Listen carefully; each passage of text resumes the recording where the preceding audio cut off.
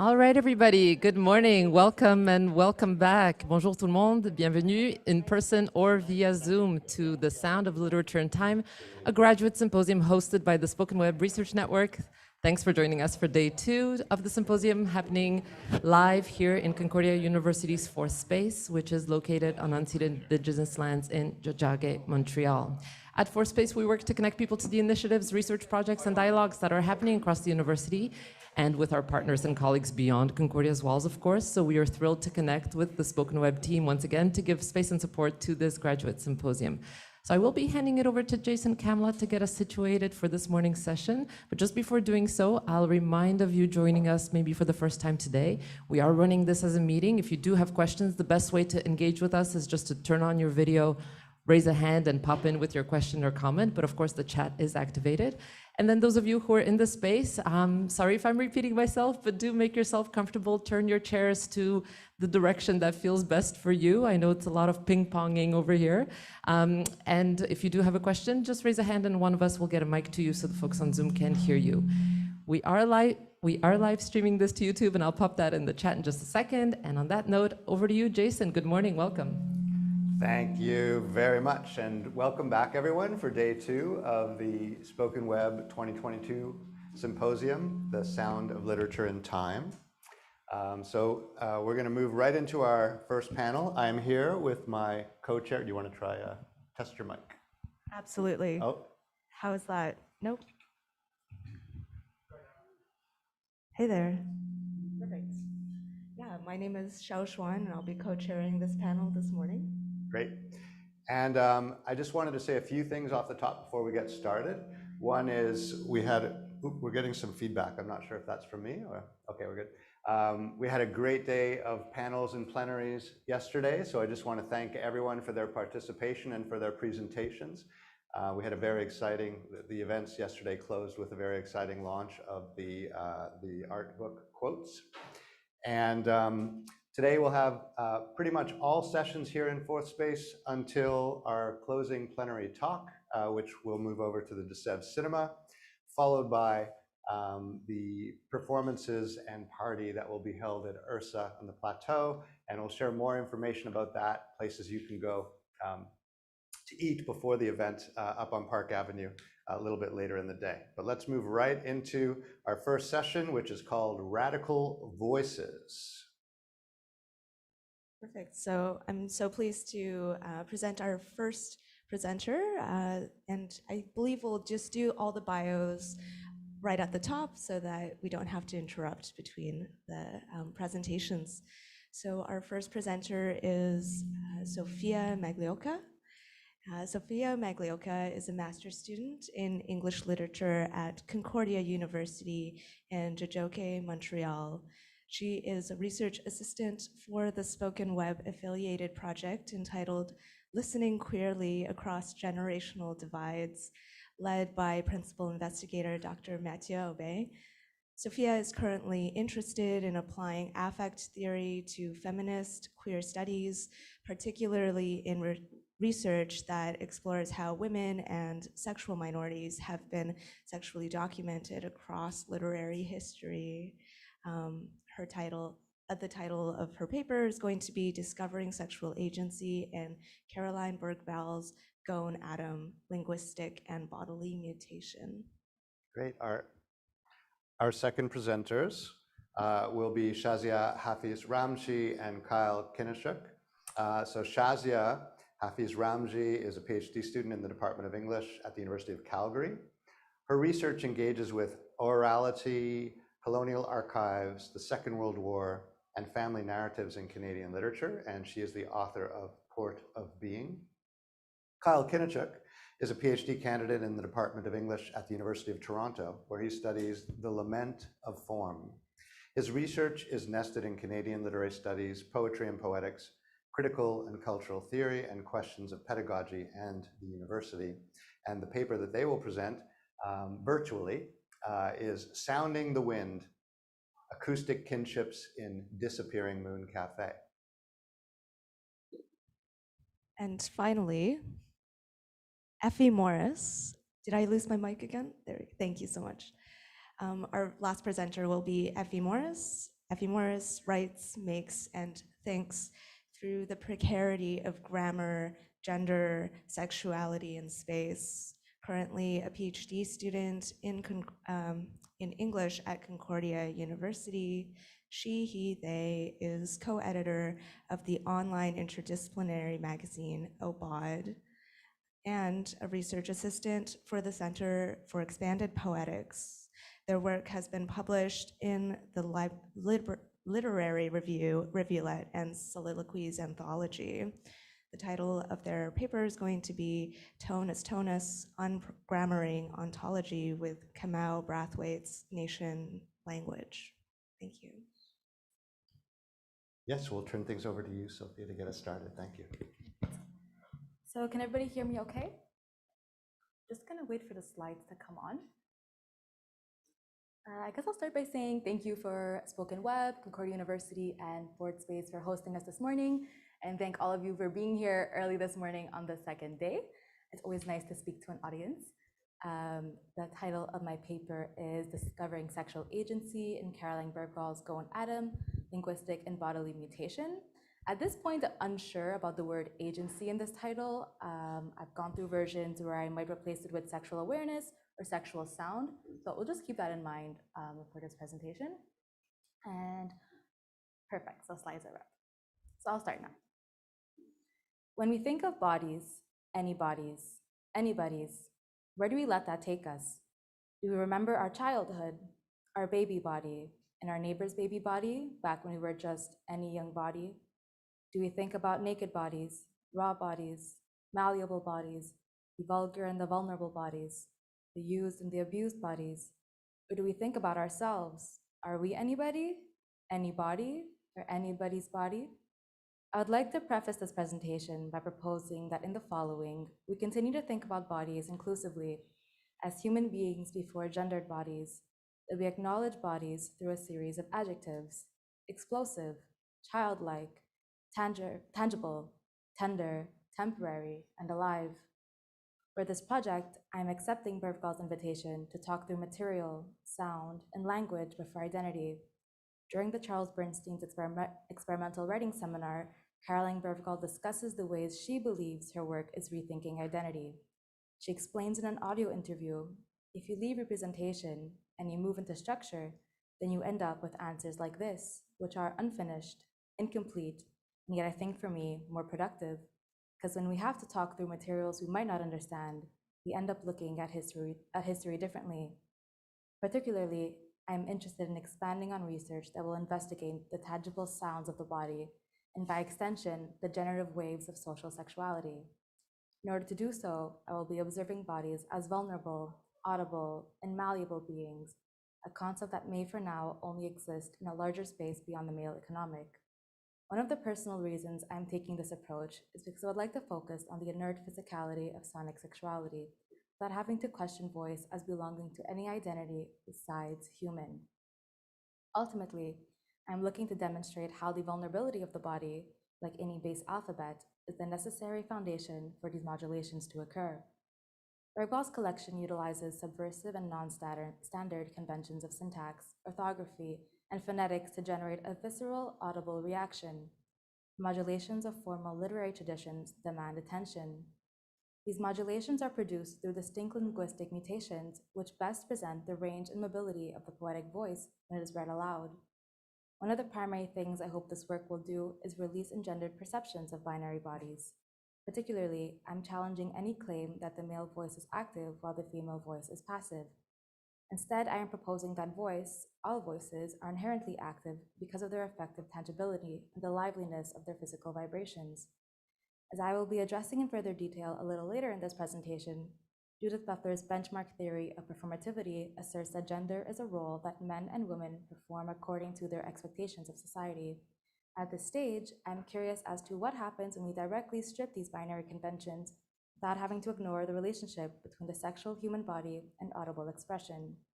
In other words, by retaining that gender is not a natural category of identity, I am ultimately curious as to how the sonic is. In the preface to Goan, Bergvall writes, "Our responsibilities did not begin in dreams, though they began in bed." My definition of sex is beyond the limitations of reproductivity. Rather, sex here is the act that reinforces social bonds without any set amount of participants. If one pays attention to the patterns of sex, behavioral strength is amassed through the high and low waves of tension and release that closely resemble the figures of a sound wave.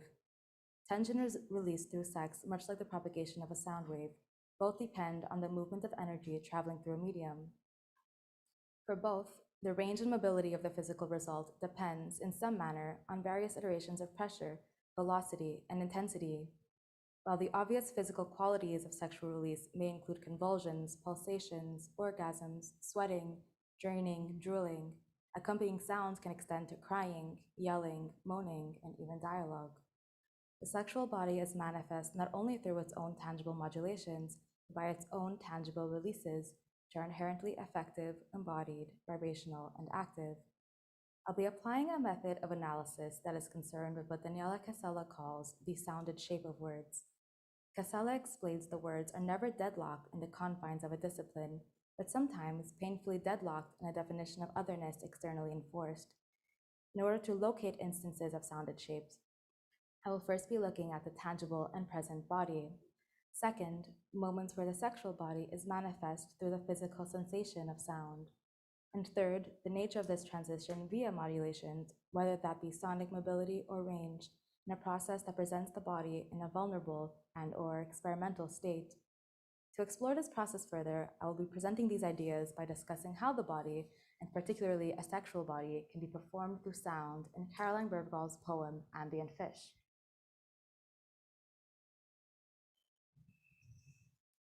The poem Ambient Fish is printed entirely in boldface type, whereas in other poems of the collection, bolding is selective. Notably, most of the bolding seems to emphasize titles, names, subheadings, certain numbers, letters, and even short phrases. Some examples of the bolded words in the poems preceding Ambient Fish include slob, the artist, mankind that's me, group of corporeals, and every host. Despite the diverse placement of these bolded words, the bolding is ultimately purposeful, not only for poetic emphasis, but as an additional attention to scenes where the body is manifest. If one is to then consider the entirety of Ambient Fish as a poem of the body, what more can be said about the voice of this body? The term ambient fish is incredibly rhythmic and elusive. Read independently, there are perceptible limitations to the words ambient and fish. Ambient can be defined as an encompassing atmosphere, existing or present on all sides. Similarly, ambient sound is atmospheric noise, background noise such as rainfall, traffic, panting, grunts, groans, and gasps. Ambient sound itself is tempered by the space it occupies. Fish, much like ambient, is a body that is malleable, mobile, open within reasonable limit. The material body of fish, much like the material body of ambient sound, depends entirely on its relationship to its environment. Bergvall's decision to unify them as ambient fish leads me to believe that these sensory sounds help each other grow into their together bodies, their full form as ambient fish, and not just ambient or fish. The following section will highlight particular sonic variations in ambient fish that mirror the movement patterns of bodies and sex. Specifically, I will focus on the audio range generated by line repetition and modulations, and the connections between these rhythmic waves and the built-up and eventual relaxation of sexual intensity. Individually, each line is arranged rhythmically to add to the atmospheric pulse and current of the scene. There are several lines that appear as identically repetitive, both in tone and structure. These include lines 1 to 11 of the first stanza, which are directly repeated in lines 15 to 25 of the second stanza. Lines 12, 13, 14, and 26, 27, 28 are sonically and rhythmically similar, though linguistically and phonetically divergent. Drawing further attention to the last 3 lines of the poem, lines 26 to 28 read, "To face your fish in the door, adore, adore. Fuck flowers bloom in your mouth. Choke your troubles away." By the end of the poem, these bodies find themselves without the option to leave through the door, a door, a door that was present in the first stanza. As a door transforms into a door in the second stanza, the reader is reminded that the degrees of flexibility and fluidity of the body are present through the flexibility of language. Notably, there's a circularity to ambient fish that disallows these voices from exiting the poem. This circularity keeps the bodies close, held together by the rhythmic motion. Furthermore, the mobility and range of their bodies are limited to spaces where they are vulnerable, an environment suitable for them to explore their adoration. The spatial influence of this rhythmic, ongoing sexual current could be considered beyond a normalized way of being. I question what exactly about the sound of these bodies is physical, sexual, queer. Is it the way their bodies demand sexual space? Is it the way their bodies become a sounded sexual space? If the gender ambiguous body is, as Jack Halberstam explains, part of a new postmodern flexibility, then how is sexual voice, sound, and rhythmic mobility a physical manifestation of this flexibility? Bergvall begins to discuss these ideas by suggesting that language opens itself up to understanding of ideas, of intolerance, ideas of injustice, and ideas of disallowance. Through a blend of repetition and iterative transformation, each modulated layer of the poem stands in as a sonic timestamp. And as a whole, reading the poem aloud generates a pulse and flow that mimics the process of sexual awakening. Inspired by her queer living, when it came to writing about the body, Bergvall's goal was to try and take representation as far as it could possibly go, to see what she might be able to do with it. In this regard, one can recognize how the fluidity of the body is meant to match the slipperiness of language in the poem. Rather than confining the poem to the doors and impasses around identity, Bergvall designates a space, such as the body, whether that be the human body or the poetic body, where vulnerability can be explored through language and sound. At the same time, Bergvall resists any normative method of conception by layering untraditional language with bodily and sonic mutations in order to expose the physical rawness of the body as a parallel to the exposed rawness of being at the mercy of speaking. By insisting that any bod's body is a doll mine, Bergvall is reminding her readers that any singular body can be played with, toyed, exploited, manipulated, dolled up, and thrown away. If bodies are as expendable as we know them to be, and if anyone here has ever seen a cemetery, you know this to be true, how can we unearth this unclassifiable form, this raw being, in order to explore the body beyond its material organs? Bergvall's collection shatters conventional language codes in order to render the poems linguistically inconsumable, but phonetically embodied. She applies the same theory to bodies in order to present the sexual body as individually unformed, but rhythmically present. These two ideas meet at the crossroads of their modulations, of what has been left wide open, the mouth. There is a materiality to voice itself. The Intercultural Performance Handbook In the Intercultural Performance Handbook, comedian and performer John Martin claims that the voice is a physical activity. He goes on to list exercises that are directly linked to amplifying voice, of which some include yawning, panting, jumping, abdomen pushes, and shoulder drops. While these steps do explore the physical potential of the voice through training and practice, I am more interested in the ways one impulsively manipulates the body to possess an open throat and thereby achieve full vocal range. As I near the end of this paper, I'd like to leave you all with a few closing thoughts. Range, mobility, and voice are all performative terms.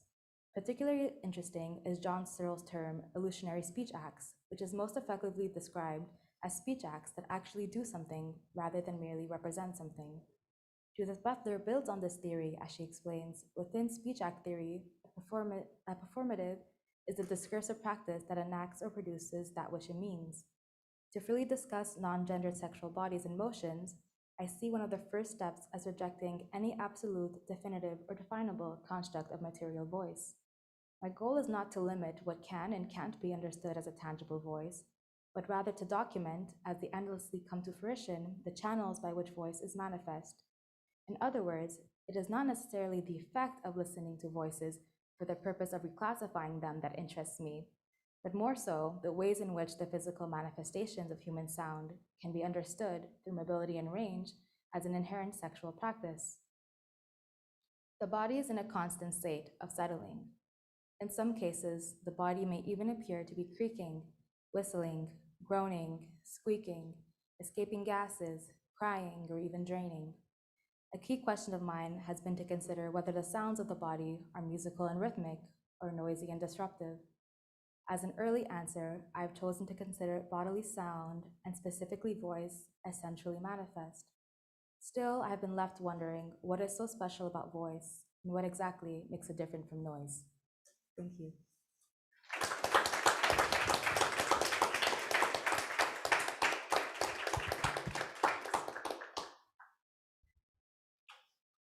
Okay, we're gonna call on Shazia and Kyle to present that.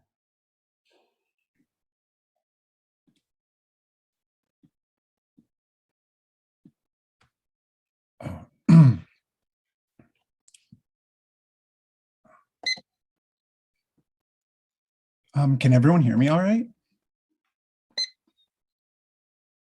Loud and clear.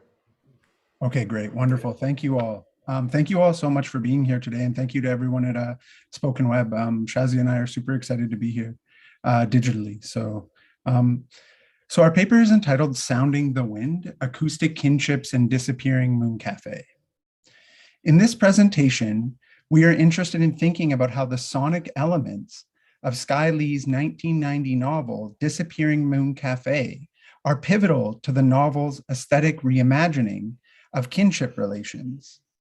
This essay is part of a larger essay we are currently writing that emerged from years of discussion about Sky Lee's novel and sound. Our paper today unfolds in two parts. First, we will establish how Lee imagines kinship beyond the biogenetic. Second, we think through how the sonic registers of the novel augment our thinking of kinship relations. So, Disappearing Moon Cafe begins with a crisis in kinship. At the outset of the novel, Lee presents a genealogical tree that details over 4 generations of the Wong family's consanguine and affinal relations. And here we've reproduced the tree here for you. With this paratextual tree, the novel announces its focus on the unraveling of the Wong family name over 4 generations. The plot of Lee's family saga is driven by an ambivalent desire to maintain the purity of the Wong family name by way of securing a male heir. Kei-Ying Wu, the novel's primary narrator, finds herself reckoning with the complex inheritance of her great-grandmother, Mui Lan, who relentlessly struggles to prolong a pure line of descent constituted by, quote, and this is Mui Lan speaking, a little boy who came from her son, who came from her husband, who also came lineally from that golden chain of male to male, end quotation. And this prompts the narrator to ask, Kay, what could be more natural, more ecologically pure, end quotation. And yet all the family secrets that Kay will come to discover about the fate of the Wong name over the course of the novel are disclosed here in advance. And this is at the very opening page. And it discloses already the secrets of interraciality and incest. As Netta Gordon observes, quote, if the reader were so inclined, she or he could read the plot of the story without reading a line of the book, end quotation. So first, the genealogical tree reveals how the Wong family name emerges in relation to indigenous women, that's Shiatko and Kalora. And second, the genealogical tree also exposes the death of this golden chain of patriarchal inheritance via incestuous relations. And you'll see on the 4th node on the left of the tree marks the death of the last male Wong. You see it right here, died at birth, 1950. And that's the stillborn child of the estranged siblings, Morgan Wong and Suzanne Wong. And these vexed desires for continuity and protection, however, must be heard in the context of Chinese diasporic movements to and within the West Coast from the mid-19th century to the late 20th century, which exerted pressure upon kinship relations under conditions of anti-Asian racism in Canada, a set of laws and regulations that come into formation in the immediate aftermath of the brutal labor practices integral to the construction of the Canadian Pacific Railway. In an interview with Lee, Smaro Cambarelli suggests, quote, beyond the fact that the genealogy of the Wong family helps the reader navigate through the plot's complexity, the family tree also works to dispel some cultural myths. including the Canadian paradigm of multiculturalism that situates diasporic communities outside settler narratives and at a distance from Indigenous culture, end quotation. Camberelli goes on to claim that Lee's novel rescripts the fantasies of contact and arrival beyond one that merely exists between white settlers and Indigenous peoples, for the novel commences with an extended scene in which Kalora Chen, who is positioned as Chinese and Indigenous, and Wang Guicheng, the Chinese patriarch of the novel, who arrives in Canada with the task of finding the bones of his ancestors who died building the railway. Ultimately, Guicheng has a child with Kalora, but he leaves her to return to China to be with Muilan. And these scenes of intimacy between Kalora and Guicheng bookend the novel, appearing only in the prologue and the epilogue. And in the longer version of the paper, we're looking to analyze the scene that occurs in the epilogue. And today we're focusing more on this opening scene that occurs in the prologue. So, discussing the relationship between Kalora and Guicheng, Rita Wong discusses the affective bonds between people racialized as First Nations and Asian. Larissa Lai proposes a recognition of kinship and difference, and Melissa Fung calls for an acknowledgement of kinship across difference. Each of these readings no longer take kinship as belonging strictly to the biogenetic and are hence at odds with the kinship map with which we began our talk.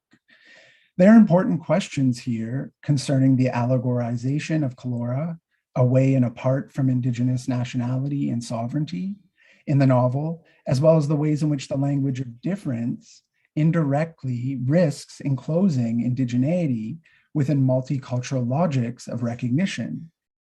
These critics take as their directive an ontology of kinship from Cherokee scholar Daniel Heath Justice, who describes kinship in the context of Indigenous nationalisms as, quote, best thought of as a verb rather than a noun, end quotation. Here, there's an ontology of kinship that enacts relation as an open-ended, dynamic, and ongoing practice, a story doing that resists the inflexibility of the nominal. With this ontology of kinship in mind, the very form of Lee's novel might be said to inhabit a contradictory space from its very inception. Kay, the narrator, confesses early on in the novel, I'm so very disappointed. I've been brought up to believe in kinship or with those with whom we share. I thought by applying attention to all the important events, such as the births and the deaths, the intricate complexities of a family with Chinese roots, could be massaged into a swamp digestible unit, end quotation. Here, Kay disavows the novel's narrative framing, as she is very disappointed in the mode of kinship by which she has been brought up to believe in. In the same sentence, Kay also conceives kinship otherwise. Kay's use of the conjunction or opens up a grammatical alternative to the kinship model that symbolically sanctions the narrative's paratextual point of origin. How might this or offer a more capacious conception of kinship that includes those with whom one shares? In this way, two divergent lines for contemplating kinship are implicit in the very narrative structure of the novel. On the one pole, kinship exists along propagative lines, a kinship of the consanguine. On the other pole, Kay's admission of the failure of biogenetic kinship yields a place to practice kinship as an open-ended process, a kinship with whom and where one shares. And yet there is also, as we can only begin to gesture toward here, a certain intimacy that exposes Kalora to viability and disposability, for the relationship ultimately concludes with Guicheng animalizing Kalora as an abject object. And building upon this conception of kinship as processual and open-ended, we want to turn to how Lee's figuring of the wind in the novel disrupts these static and mappable kinship relations to instead create imagined communal intimacies. We focus here on the wind's agentic potential in the encounter between Kalora and Guicheng. In the instance of their first encounter, the wind and the sound of the wind are an immediate and present force. At the opening of the novel, Guicheng is tasked with finding the bones of his ancestors in the railway tracks. He's on the verge of collapse from hunger and thirst, and he's afraid of the rustling leaves and the whistling animals. The narrator tells us that when Kalora appeared to him while in the state, He likely thought she was a spirit. Lee writes, quote, he couldn't see her, but he could hear her laughing at him. The sounds gurgled like an infant's blown back and forth by the wind. The whole landscape winking and flashing at him, end quote. Before he hears her calls out and hears her laughing, he thinks he's about to die. It is the sounds that rouse and reawaken him, urging him further into the world of the living. We could say that these life-giving sounds create the space around him, since the landscape comes alive once he hears her. The landscape begins to wink and flash at him, the personification of which conflates the gestural language of flirtation and excitement with the landscape. On initial reading, that conflation of gesture and landscape through the pathetic fallacy that attributes human qualities to non-human features can be read as a kind of easy romanticism of indigeneity and land that anthropomorphizes the land. There are many problematic instances of how land is figured in the novel. There's so much land here, Lee writes, without any use for it. A few pages later, a character states, quote, if she had children here, a woman like Fong Mei would have a firm stake in this land, unquote. Nonetheless, it's the pathetic fallacy itself, a literary technique rooted in the humanist traditions of literature, which are undoubtedly colonial, that give rise to this reading. The question then is one of methodology. There are other ways of reading this passage that are grounded in worldviews that acknowledge non-human life as kin, as suggested by the winking and flashing of the landscape as it appears to Wei Chang after he hears Kilora's laugh being blown back and forth like the wind. What might it mean to consider this scene beyond what is referred to as a pathetic fallacy in the tradition of English literature? How can we hear the wind otherwise?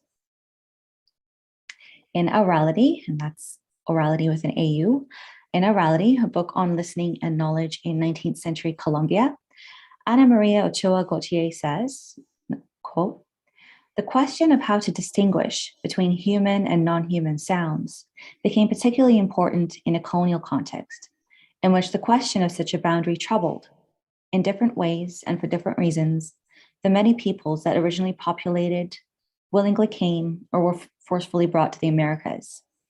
And in the formulation of such a question, the spectral figuration of voice and of the acoustic as an invisible, yet highly perceptible and profoundly felt immateriality, which hovers between live entities in the world, became particularly important.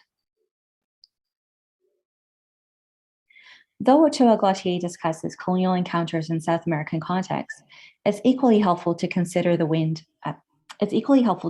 context of Turtle Island. In Lee's figuration of the wind between Kilora and Gui Chang, the wind is conveyed as a profoundly felt immaterial force by the characters. The wind has a sonic agency, which brings Gui Chang back to life, for it returns him to relation and protects him from potential death due to hunger and thirst. It is the sound of the wind, carries that makes possible the landscape as winking and flashing for Gui Chang. Writing in soundscape in a context of acoustic and landscape ecology, Barry Truex points out how sound creates space for differently abled people, such as those who are blind. He writes, quote, for anything to sound, there must be movement, and that movement, if it produces audible sound, interacts with the physical space and is perceived as sound that is inextricably combined with spatial information. A blind person might describe it as, if nothing happens aurally, space disappears. It might be more accurate to suggest that sound creates acoustic space, as well as our sense of time, rather than space and time being containers for sound. Or as Tim Ingold suggests, we do not hear sound, we hear in sound. And hearing in sound highlights a different form of relation that foregrounds the multisensory worlds of embodiment that cannot be reduced to the subject-object relations. So if we read the encounter between Kilora and Gui Chang as one that is in sound, and as one in which space is created through sound, then we dismantle the Eurocentric mode of listening by the pathetic fallacy. And we can acknowledge the kinship relations that persist between human and non-human forms. Further still, by emphasizing the importance of the sonic as a multisensory event, we trouble the colonial and Eurocentric perspectives of so-called first contact that traditionally privilege the paradigm of sight with the ocularization of the other, an entire field of the visual that includes maps, perspective, a sense of scale, and the accompanying technologies of optics, such as telescopes and cameras that make possible borders, empires, colonization. Heard in this way, the relation between Calora and Guichang is one in which sound is a multisensorial event as a dominant paradigm rather than sight. And while it's not as if the sonic itself is inherently liberating or liberatory, thinking about the work of the sonic in this encounter is to begin thinking anew about cultural myths of contact and to begin to do the difficult work of imagining Asian and Indigenous kinships. In the longer version of this paper, we want to turn to sound, especially considering the sound of the gurgling, like an infant's blown back and forth by the wind. And we want to think about that in particular to chart a counter reading that posits the wind as a medium for an intimacy of violence that ensnares Calora as a figure of reproductivity that conflates her with the land. I think that's all that Kyle and I have for now. Thank you for listening.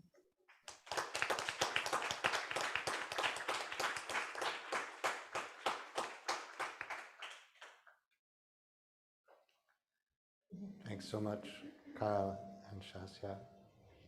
Hi, can you hear me? Hi, everyone. Thank you, SpokenWeb. Can you all hear me okay? Okay. I'm not used to this. Thank you, SpokenWeb, for having us all here today. It's no small thing to put together a symposium. And thank you, my fellow panelists, for your fantastic papers so far.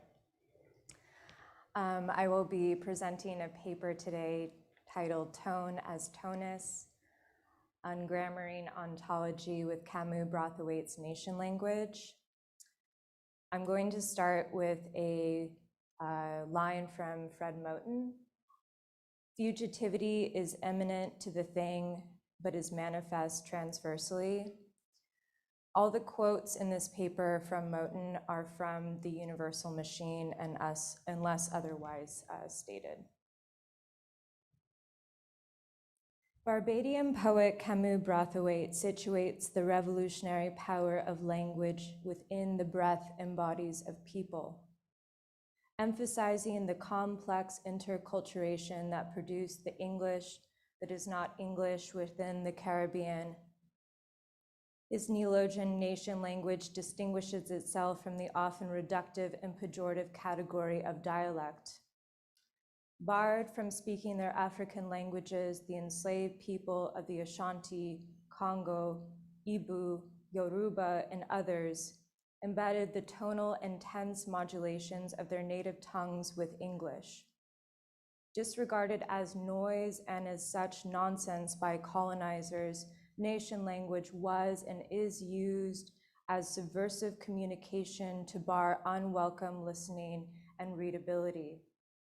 As Edward Glissant writes in Caribbean Discourse, from the outset, that is, the moment Creole is formed as a medium of communication between slave and master, the spoken imposes on the slave its particular syntax. For Caribbean man, the word is first and foremost sound. Noise is essential to speech, din is discourse. This is how the dispossessed man organized his speech by weaving it into apparently meaningless texture of extreme noise. Nation language divests itself from linguistic and interlocutive sovereignty by redirecting the channels and energetic concerns of communication. By refusing the call, or rather being otherwise to the position of answering, nation language enacts a revolutionary grammatical shift from people in resistance to people as resistance. Brathwaite's poetry collection, Middle Passages, transcribes the sonic and grammatical tense ambiguities present in the orally formative lineage of nation language. With sound as central to meaning making, nation language resists how English and other colonial languages created ontologies that marginalized and categorized specifically Black bodies as objects. Brathwaite's nation language and poetry necessarily ungrammars ontology for the hi-fi expression of Caribbean Black being. As Glissant notes, the innumerable particularities of tone help bar unwelcome readability, creating sonic opacity. What is read as noise punctures the panopticon. There is an opportunity to answer while remaining unanswerable. How can Emmanuel Levinas's conjecture, quote, in every attitude in regard to the human, there is a greeting, if only in the refusal of the greeting, be thrown so that the call and response speak to ancestry rather than ontology's attempt to commodify, so that the cut of hey you is undercut by communication that moves transversely across and under power relations. Nahum Dimitri Chandler offers the term para-ontology for a call that is otherwise to ontology's brackets. The necessarily elusive term resists terminology so as to resist the commodification of thought. Chandler states, if ontology were to propose an account of the status of being, then such an account would be concerned with two orders of existence, the predication or ground of being and the organization or telos of being.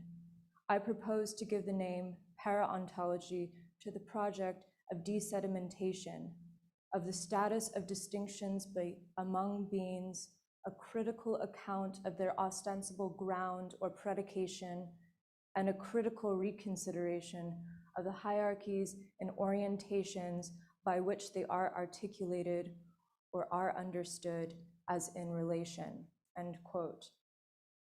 Chattel slavery was defined at the nexus of labor, commodity use, and exchange value.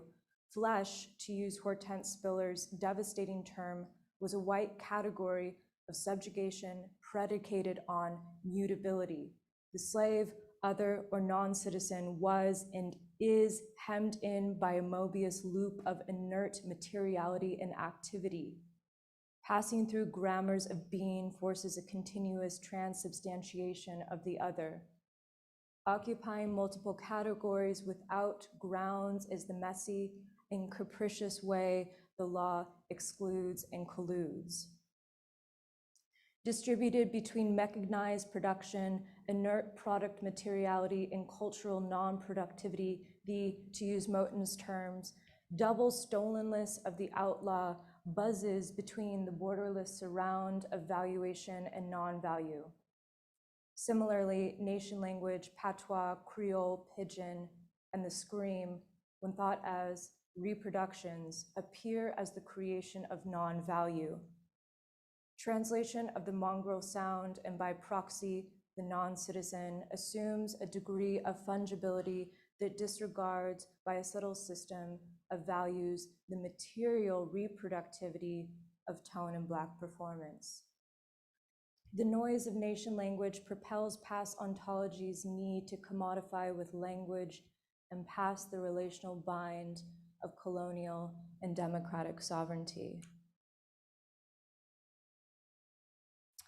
Let us consider the first page of Brathwaite's poem Flutes from his collection of poetry, Middle Passages. The poem begins,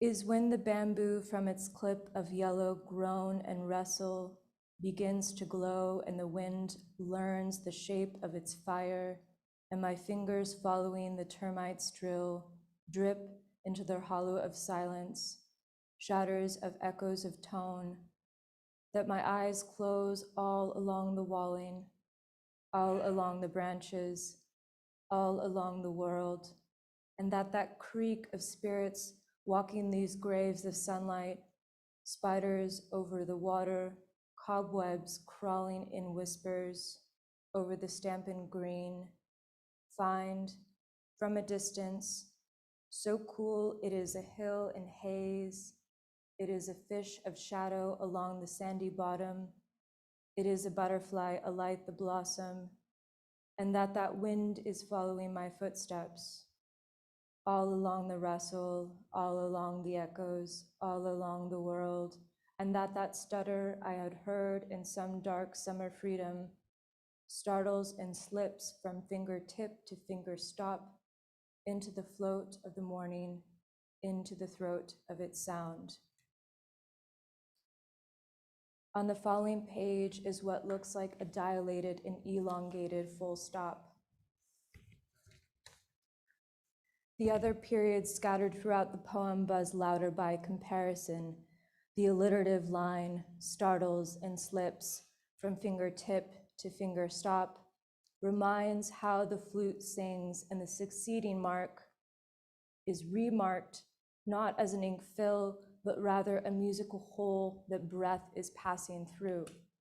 The perforated body of the flute and the hollow throat disenfranchises sensical inside-outside subject-object dialectics, what Moten might call the vestibular, the threshold of law and non-law, the ante-chamber, the point besides the point, the quote, absolutely fugitive punctum.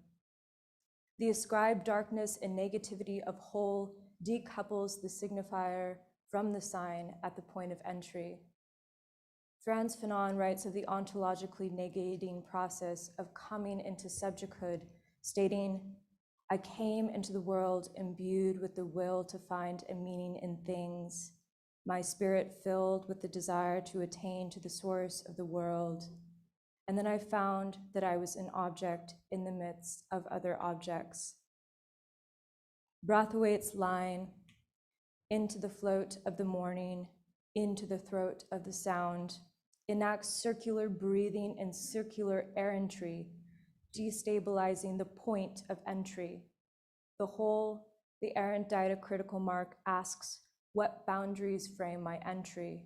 And Moten might answer, what if man escapes the labor of the negative via self-inflicted release into the thingly, a simple auto-dispossessive gift of self to instrument that resets both self and instrument in an ongoing general recalibration of any and every such relation.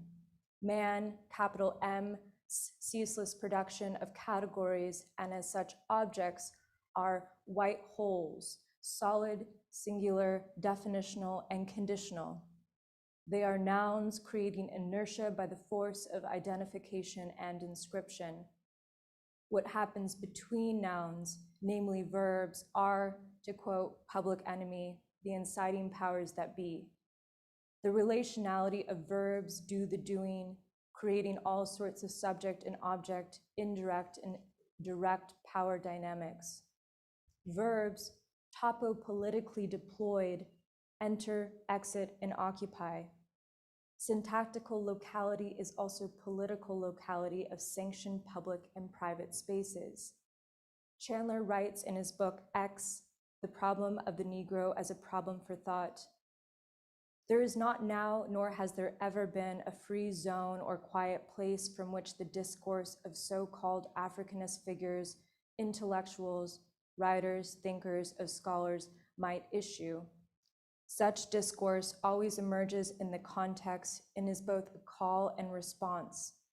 It emerges in a cacophony of enunciation that marks identity and forms of identification. The open air of public property exposes non-citizens to continual responsibility and the sanctioning of answerability. The call which Chandler identifies is the para-ontological deferral that erupts and regresses the answer to the entry of the question. Chandler offers a way back to and forward with Brathwaite. There, the call, to quote Brathwaite, comes about because people be in the open air. There, the call is not a function of naming and possessing an object, but rather the soloist breathing in ensemble, creating Black sociality's undercurrent of expression and opacity. Brathwaite calls nation language a total expression because of the audience's necessity to complete the exchange.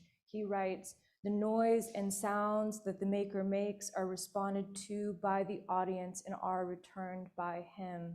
Hence, we have the creation of a continuum where meaning truly resides." End quote.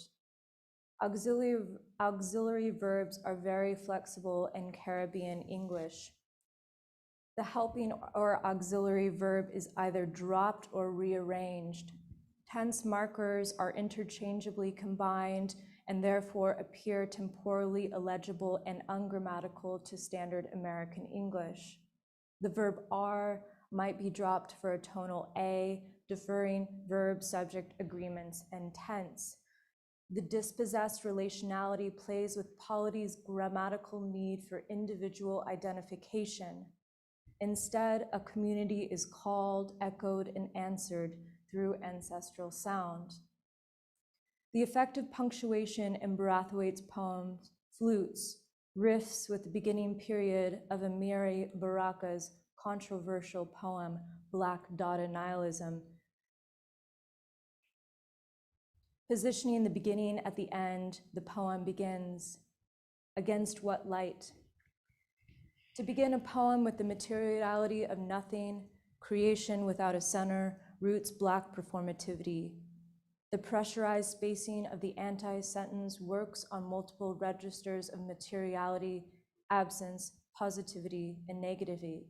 The period pins itself against the positivism of the white whole, against what light resists outside the enclosed sense of political grammar. The lack of speech before the period regards and then disregards interlocution as structure. What plays in slant rhyme with the implied absence of white affecting another option, the question, unanswerable and ongoing. Claudia Rankine in her book Citizen quotes Zora Neale Hurston, "I feel most colored when I am thrown against a sharp white background." How is the lyric entering? Pulled from social death to speak, and the space and the absence of space and the material imposition of whiteness outside the material resistance of Blackness is a whole, WHOLE. The period is paradoxically a refusal of closure, an overdetermined semiotics of ending. Baraka plays with the period's possible reversal as origin. Blackness prefigures ontology. This is not to say, as Moten notes, that, quote, the utterance be both disembodied and disembodied. To mistake a dominant reality of silence and disappearance for disembodiment further reduces status through the narrativization of non-citizenship. Brathwaite writes in his poem Stone, "And it was quiet now because I had become the sound." Noise is negative materiality out of time and space that disrupts public property and erupts out of syntactical control. It is the totality of readiness, the adverbial motion of the undercommons. I began the beginning of this paper with the title of Moten's poem, "Fugivity is imminent to the thing, but is manifest transversally." The first line of that poem begins, "Between the object and the floor." The first line begins with gravity. The ground and the object and the position is undone by starting with between. There is air. There is breath. Chandler works with the word between as relational measure and countermeasure. Between would delimit any simple notion of spatiality or presupposed relationality. It would instead accede to the most general disruption of boundaries. As a movement, it is a syntactical one. We might say between dissipates any simple notion of inside, outside, of above and below. The title of Brathwaite's collection of poetry, Middle Passages, is Between. It is plural, ongoing, and to use a Moten term, always, already underway. Brathwaite's title as thesis unarrives, or rather enumerates the non-arrivals of middle passages. They are abolition's necessarily unfinished project. Middle passages are the ancestral independent musical riffs that do not strive for completion. The song does not begin, the song was always already breathing. Like Fanon's Tonus, there's always constant, undetectable activity in the undercommons. He writes, hence the dreams of the colonial subject are muscular dreams, dreams of action, dreams of aggressive vitality. I dream I am jumping, swimming, running, and climbing. I dream I burst out laughing. I am leaping across a river, chased by a pack of cars that never catches up with me. Thank you.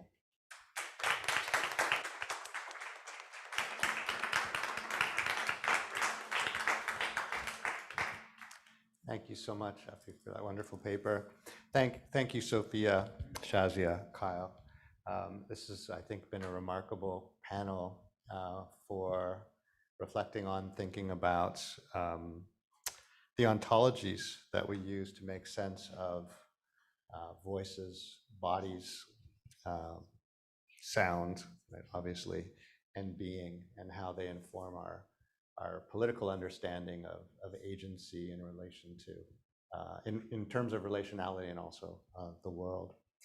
Some really powerful examples also of sort of thinking about where sound is and where sound isn't, and yeah, how we locate bodies in relation to sound. I don't know if you wanted to add any sort of initial reflections on the panel before we call for questions. Absolutely. I feel like I'll just kind of get out a couple of initial reflections so that eventually, if there's time for me to pose a question to all of you, I can maybe like leave some of that out. Yeah, I heard so many resonances, just sticking to the voice in the radical voices, considering how there were a couple of iterations of thinking through like verbiage versus noun and auxiliary verbiage. Yeah, continually as this entire conference is proceeding, I'm moving my gravitational pull towards the word voice. My initial understanding is always to think of it as a verb first now, rather than anything else. So yeah, this panel really is pushing me in that direction as well. Great. Well, let's see. Are there any questions for our panelists? Yeah, so we'll have a mic. We're going to bring a mic so that people online can hear as well. Hello. Sweet. Thank you so much to all of the panelists for such a really invigorating panel. And my question is specifically for Effy, but it's kind of about relationality, I think, which is something that I heard showing up or flaring up in all of these papers. So that being said, I welcome responses from other panelists too. But Effy specifically, phenomenal paper. I was so just delighted and inspired to hear your thoughts. And I have a sort of specific question that is just about a couple words that you're using. And the words are answerability or unanswerability, and then the word between, because towards the beginning of your paper, I felt that answerability was something that was showing up, maybe not as a problem, but as a site of difference and a site of sort of something to be worked through. And then towards the end of the paper, this sort of turned to the word between in the Moten poem specifically, but then also in the title of the Brathwaite collection, sort of seemed to signal like a different form of relation, I guess, or a different form of like, conversational relation specifically. So all that being said, I'm just wondering if you could maybe speak a little bit more to if or how you see those two words relating to each other within the context of your paper. Yes. Oh God. Thank you so much for that question. Thanks, Brennan. I really appreciate that. Just going to be like shuffling some papers around. Yeah, that's such a great point. I talked a lot about nouns, which I think is the sort of obvious and most damning sort of way of categorization. of ontology, but I also think verbs do that too. I think that they propose a sort of relationality that, verbs I think can do two things. I think they can be incredibly powerful in terms of their sort of activity, their sort of velocity, right? But I see their relationality as also, I quoted Public Enemy, like, are putting two things against each other. I think it creates a dialectic of subject and object. So what I'm proposing sort of with Brathwaite's nation language is something that's besides verbs and nouns, which is adverbs, and something I'm calling adverbial motion. And that's what I see as between, right?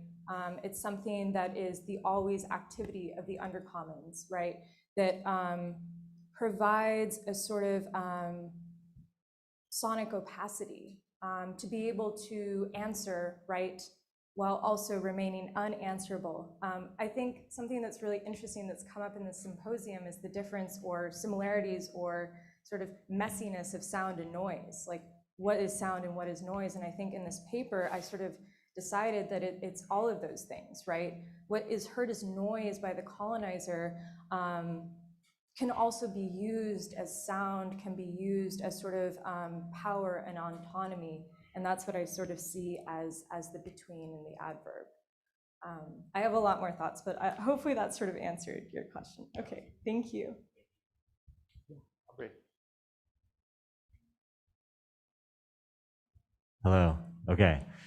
Wow. Thank you so much for those amazing papers. My question is sort of an attempt to sort of draw. I saw some really interesting sort of parallels between your two talks that maybe are worth sort of like fleshing out a little bit. So I was wondering. I don't know who I'm asking this to exactly, but there was an interesting.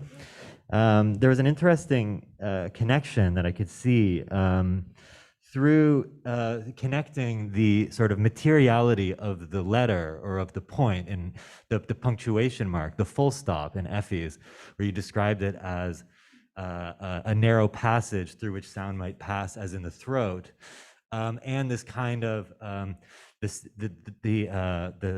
sexual body that's through which the sort of voicing of the text in Goan Adam has to pass through these awkward constructions and through has to attempt to sort of voice these kind of solid material blocks in a sense. And I know this is a concern also with Carolyn Bergvall in general, especially in Drift, as we saw yesterday.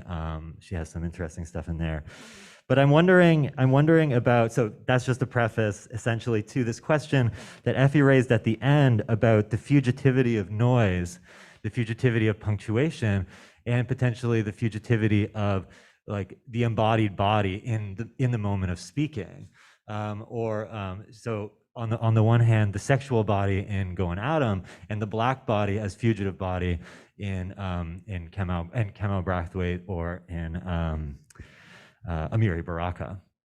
So that's a lot, but I thought that was such an interesting connection, almost as though it was prepared in advance, between the materiality of the letter and this act of voicing that carries with it the fugitivity of noise beyond sort of the sounding out of the letters articulated by the signifier. So thank you very much. That was a lot, sorry.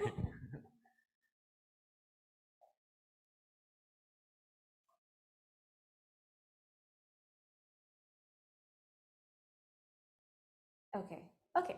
Thank you for your question. That was a really interesting connection between both of the papers. I think to start, I want to talk about how specifically I see the body as something that's always in motion. Like even during this panel, like I find it so hard to sit still. But besides the physicality of that, there's kind of like the inner workings of the self that are always in motion. There's the actual blood within us that are always in motion. And we seem to always, not necessarily forget, but choose to ignore the fact that the sexual body is in some way always in motion, and the sounds that are raised through that. So what I wanted to try and do with this paper was to visit those spaces that are hidden, that may be socially hidden, socially ignored, and realize, well, what is being said? Why are we keeping it hidden? Is it our own kind of shyness for the sexuality, for the sexual body? Is it what people are telling us we should keep quiet about the sexual body? But in the end, we're limiting, in doing that, we would limit the motion of the body from reaching that voice. It's actually blocking the throat, it's blocking that ability to speak as authentically as one would if we choose to ignore the sounds of the sexual body and the materiality of those sounds. So I don't know if this is entirely answering your question, but yeah. Great, thank you.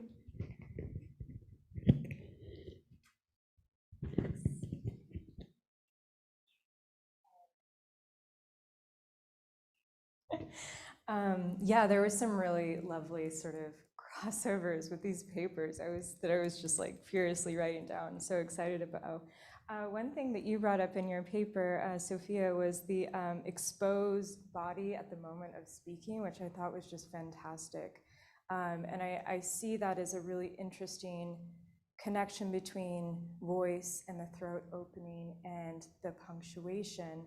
And I think what I maybe didn't have enough time to do in my paper, but I'm really interested by, is how public space is navigated by marginalized bodies, and how what voice does in those spaces.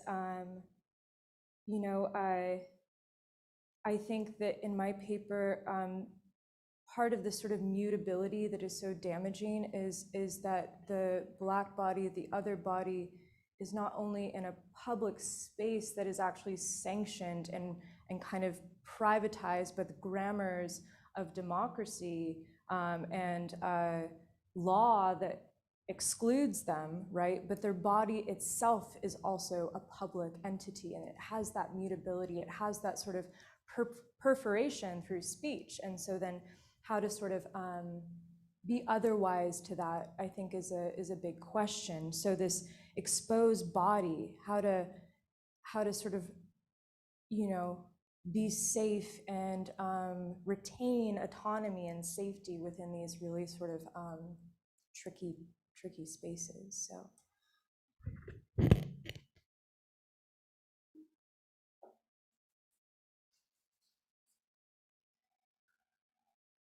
Mike has a question.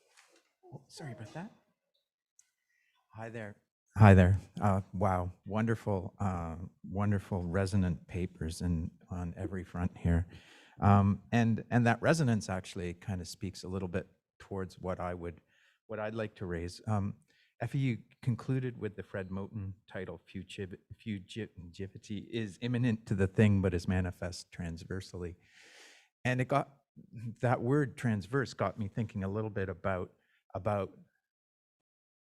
the techne of the transversal as a mode of the radicality of the poetry that you're talking about, because I saw transversal movement, whether it be through sounds of names and kinship, whether it be through Bergvall's sliding from term to term, you know, across all three papers, I saw transversal movement as a sign of the radical. And I just wondered if you'd like to speak to that, or even if you have any thoughts on what the transversal sounds like.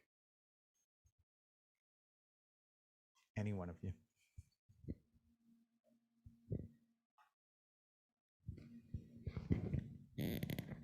What the transversal sounds like, that's so provocative. You know, one of the things that I also didn't get to touch on, this is part of a much longer paper, is I think that what I'm really interested in is how sound is entering as sound and what is it defined as. And I think transversal movement is so helpful as a symbol of radical being and of speech, because it implies this sort of frame and then it passes over the frame, right? And so understanding that frame as maybe Ontology's project and then identifying those points of entry allows for movement that's outside any sort of definable bracket, right? So what it sounds like, I think, depends. I don't know all of the sounds of that, right? I'm a white person, and so the sounds of the undercommon, I think, are necessarily unsounded in particular instances or come across as noise, so that when they need to erupt, the sort of eruption into dissociance, it's one that we might not be able to read depending on our positionality, which I think is incredibly important as well. So a lot to be said there, but hopefully that sort of answered your question. Okay. I feel like I left it on. Perfect. Thank you. I have a question I would love to pose to everybody on the panel, and I'm going to sort of be formulating it live, so please bear with me. I want to start by saying, Sophia, that I was so struck right away by how beautiful you began your presentation. I felt like it was like a body poem. The echo and resonance of that introduction, I was just really pleased, and like felt really lucky to like get to enjoy it so much. And I couldn't help but hear echoes of Aubrey's bells, or I suppose they're Poe's bells, but to me they're Aubrey's bells. And how, Aubrey, you were talking yesterday about like onomatopoeia as a presencing of absence, and I felt like that's kind of how I experienced your repetition of bodies too. All to say that that kind of got me thinking about you know, these discussions of immateriality, and how contouring and, you know, like the presencing of absence as a method of contouring, and sort of remaining in that held space between absence and presence, as well as inside and outside. And so when Shazia and Kyle, you guys began talking about acoustic kinships, and you guys brought up the flute, I was thinking, oh my God, of course, like bodies, perhaps as a kind of wind making or wind instrument, bodies as a wind instrument seems to make sense to me. And so Kyle or Shazia, I would love to spotlight this question, maybe beginning with you guys. I'm curious what you guys think of that body as a wind instrument, and how maybe agency figures into that. I hope it makes sense.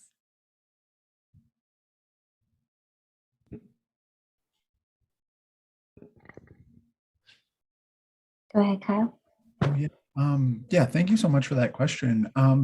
Yeah, I still thinking about because it's thinking about the wind through the body is actually something we hadn't thought explicitly about, but it really pushes the paper in interesting directions.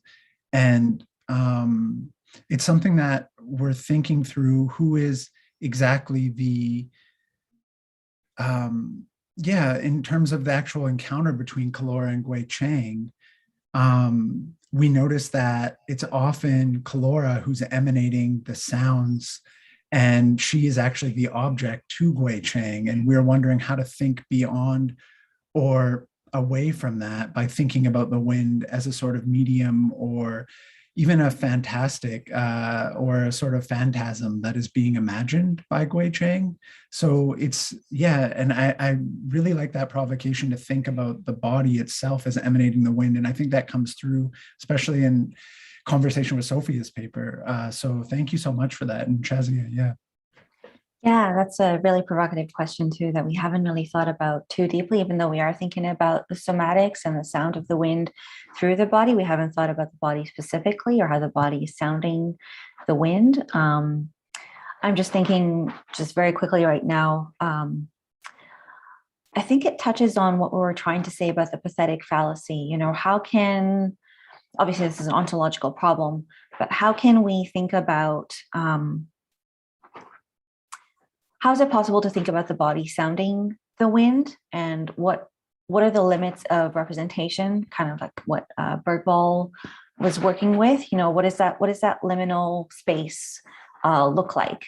So for Kyle and I think we were thinking about the grand narrative that the novel presents, which is a biogenetic one because of the framing that opens with Kilora and Guichang's heterosexual relationship and closes with it as well. But the way that we're thinking about it transversally, if we can pick up on Mike's great, really expansive point there, is through the wind. And so Kyle and I right now are also trying to track the patterns of where the wind appears with the body and in the body. But you know, your point about immateriality was so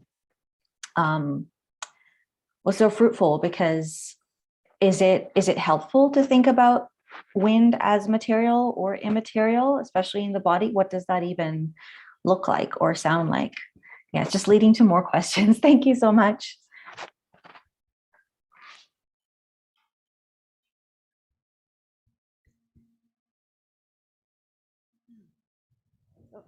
So first, thank you for your really kind comments. One of the first things I wrote when I was getting into this paper was actually that first paragraph, but in a much longer ramble type state. And I was really interested in the variations of how body and anybody and bodies was trapped within that repetitive loop, kind of like in the way Ambient Fish does, in the way almost the whole collection does, in its ways, especially with the references of dolls that come up if you read through the collection as a whole. But what I wanted to say really is that part of this paper has been influenced by poetry from Allen Ginsberg and the way that he incorporates kind of his own kind of spiritual connection with yoga and bodies in that way into his poetry. So I was thinking, as someone who does practice yoga, I was thinking a lot about the way bodies breathe and move through yoga, and how there is that manipulation of the body that must come out through the mouth in order for kind of the act to go through.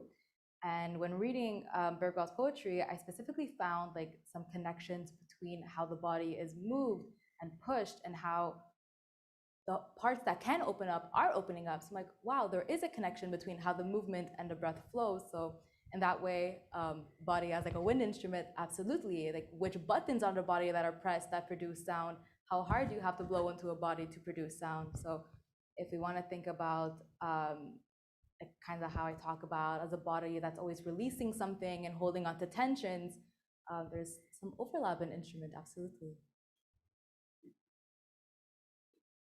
Stunning. So I'm just looking at the time. We're at around 20 past 11. I think it might be a good time for us to close this session. We have a little bit of extra time because we're going to be moving into lunch. I want to invite those who are here with some of that extra time, if they wish, to explore the fourth space, because there are some cool things in this room. There are neat things to listen to. There are the Soundworks from the Listening Sound Agency Soundworks project that you can actually tune into on these two computers here. Just past this wall, there's access to all of the SpokenWeb podcasts if you want to sit and listen to a podcast. We have a record player on the other side of the screen here. If you want to spin some vinyl, you can do that. Oh, it's at 11:30. Oh my God, I got it wrong on. Oh yeah. So during lunch, you should explore all of those things. But yeah, we're moving right into the Sonic Memories panel that Annie will chair.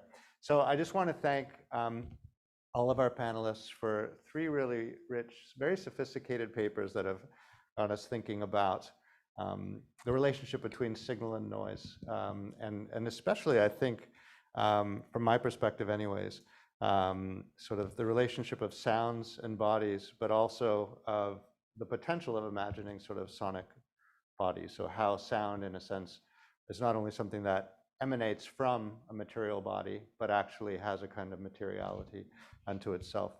So let's join me in thanking our panelists. Thanks, Kyle and Shazia, for being there online. I hope you'll tune into some other sessions if you're able to. And so let's take a 15-minute break, and we'll come back for our next session. Hi, everyone.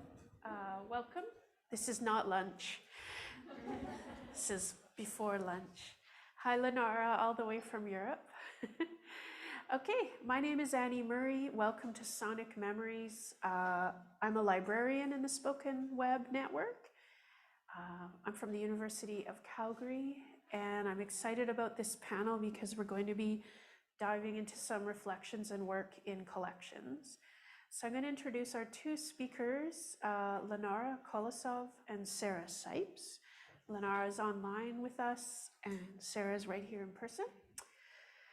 So I'll introduce both of them first, and then I'll hand it over to Lenara.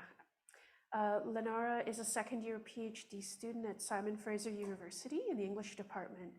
She joined the SpokenWeb Simon Fraser team in May 2019 and focused on entering metadata into Swallow, training new research assistants to work in Swallow, searching for the best practices, working with the archive and data, and connecting the information in Swallow with that of the library archives. So if any of you don't know what Swallow is, it's a metadata ingest tool that the various teams have been using to describe their collections.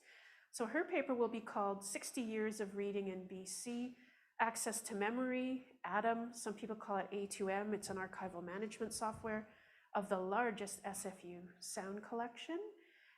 After, we'll have Sarah Sipes from UBC Okanagan. She's the AMP Lab PRC Fellow and a PhD student in the IGS Digital Arts and Humanities theme at UBC Okanagan. Her research combines audio digitization, vocal studies, and humor philosophy, and incorporates recorded literary and comedic performances. She's contributed to archival digitization efforts with the BC Regional Digitized History Project. Sarah graduated with a Master's in Information Science in Archives and Records Management from the University of Toronto in 2021 and has a BA in English from UBC Okanagan. She acknowledges that she lives and works on Syilx Okanagan territory. So welcome to you both, very excited, and Lenara, you can begin all the way from Europe. Yeah, thank you for your introduction. I will share my screen now. And my title has actually changed. It's 75 years, not 60 years of readings in BC. In June 2018, I was an URA at SFU SpokenWeb and was given the task that turned out to be a loop roller coaster ride with a broken turn-off switch. During the 3-year ride, I could see the end so many times, but the new challenges and goals always emerged, taking me onto a new loop. Today, I want to share my experience of working with the largest audio cassette collection, probably in all American institutions, and finally finishing it, or maybe not. The task I was given was to create a metadata in Swallow for the Readings in BC collection. If some of you don't understand what it means, you're not alone. 3 years ago, I had no idea what Swallow is and what a monster of a collection the BC Readings would turn out to be. The reason why I have never heard of Swallow is because it was a newly released and not much tested database created by this Concordia IT team that they define as a lean open source document-oriented database for ingesting metadata, with the primary function to provide an easy-to-use audio metadata cataloging tool for the student catalogers across the SpokenWeb partnership. And it is indeed easy to use when you understand how to do it and not the first people using it with only a 60-page long, recently written and not flawless schema in front of you. And even more easy it is now when all the bugs that we and other researchers found were fixed and new additions were made. And here is a monster for which we attempted to create metadata. There are approximately 1,140 tapes and readings in BC, which is more than 80,000 minutes of audio recordings, or 1,330 hours, which is approximately a year of listening every day for 4 hours. If we do it just once, or a quarter of a year, if we divide it in between 4 people, the size of our first metadata team, that I was the first one to join and subsequently taken a lead of. This, the readings in BC cassettes are sorted on the shelves in the special collections vault and are almost in all cases properly numbered from 1A to 1044. What is A? It is a question I had to figure out by myself when I started working on the collection, because no one actually understood their numbering. While many numbers are missing, there are quite a few cassettes with numbers accompanied by letters A, B, sometimes C, and some odd variations. The collection was assembled during the late 1970s and 80s mostly. The earliest recording, though, dates 1934, and we can hear Gertrude Stein reading from her work on it. And the latest recording was made in 2009, which means that the recordings collected over the period of 5 years were assembled in a single collection, and it was done randomly. The only way to find Stein's recording, for example, is to know that the one is there, or that such an earlier recording even exists in this collection, because there is no logic that could make someone put the number 465 on it when the cassette before it was recorded in 1970 and the one after it is from 1958.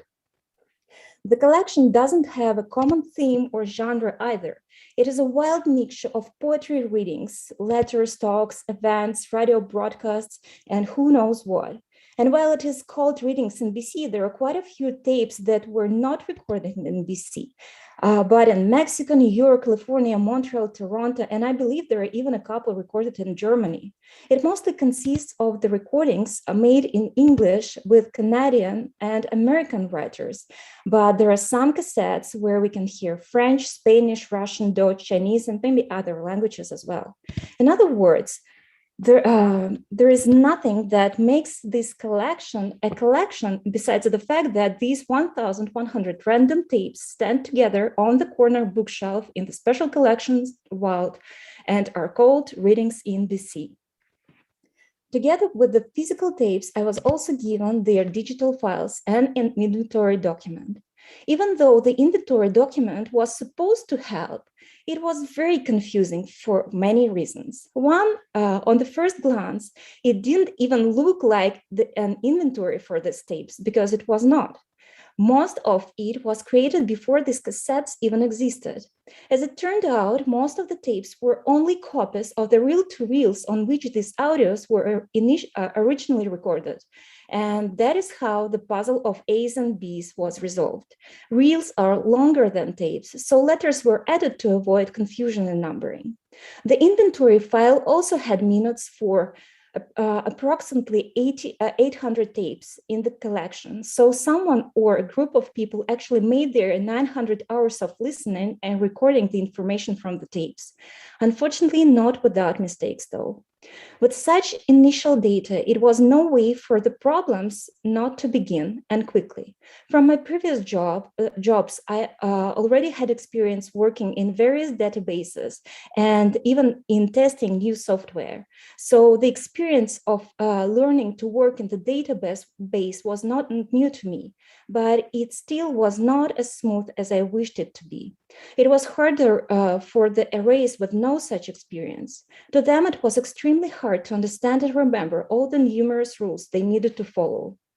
Also, half of our arrays joined us a couple of weeks before a new version of Swallow was introduced. As a result, I needed to learn to use it, record the bugs that of course appeared, and simultaneously help our new team members to learn to work with the tapes and in Swallow. And it was only half of the problem. We all didn't understand what we needed to enter because there was too much information, and there were only 4 of us and more than 1,000 tapes that were not actually a collection in the way we understood this word.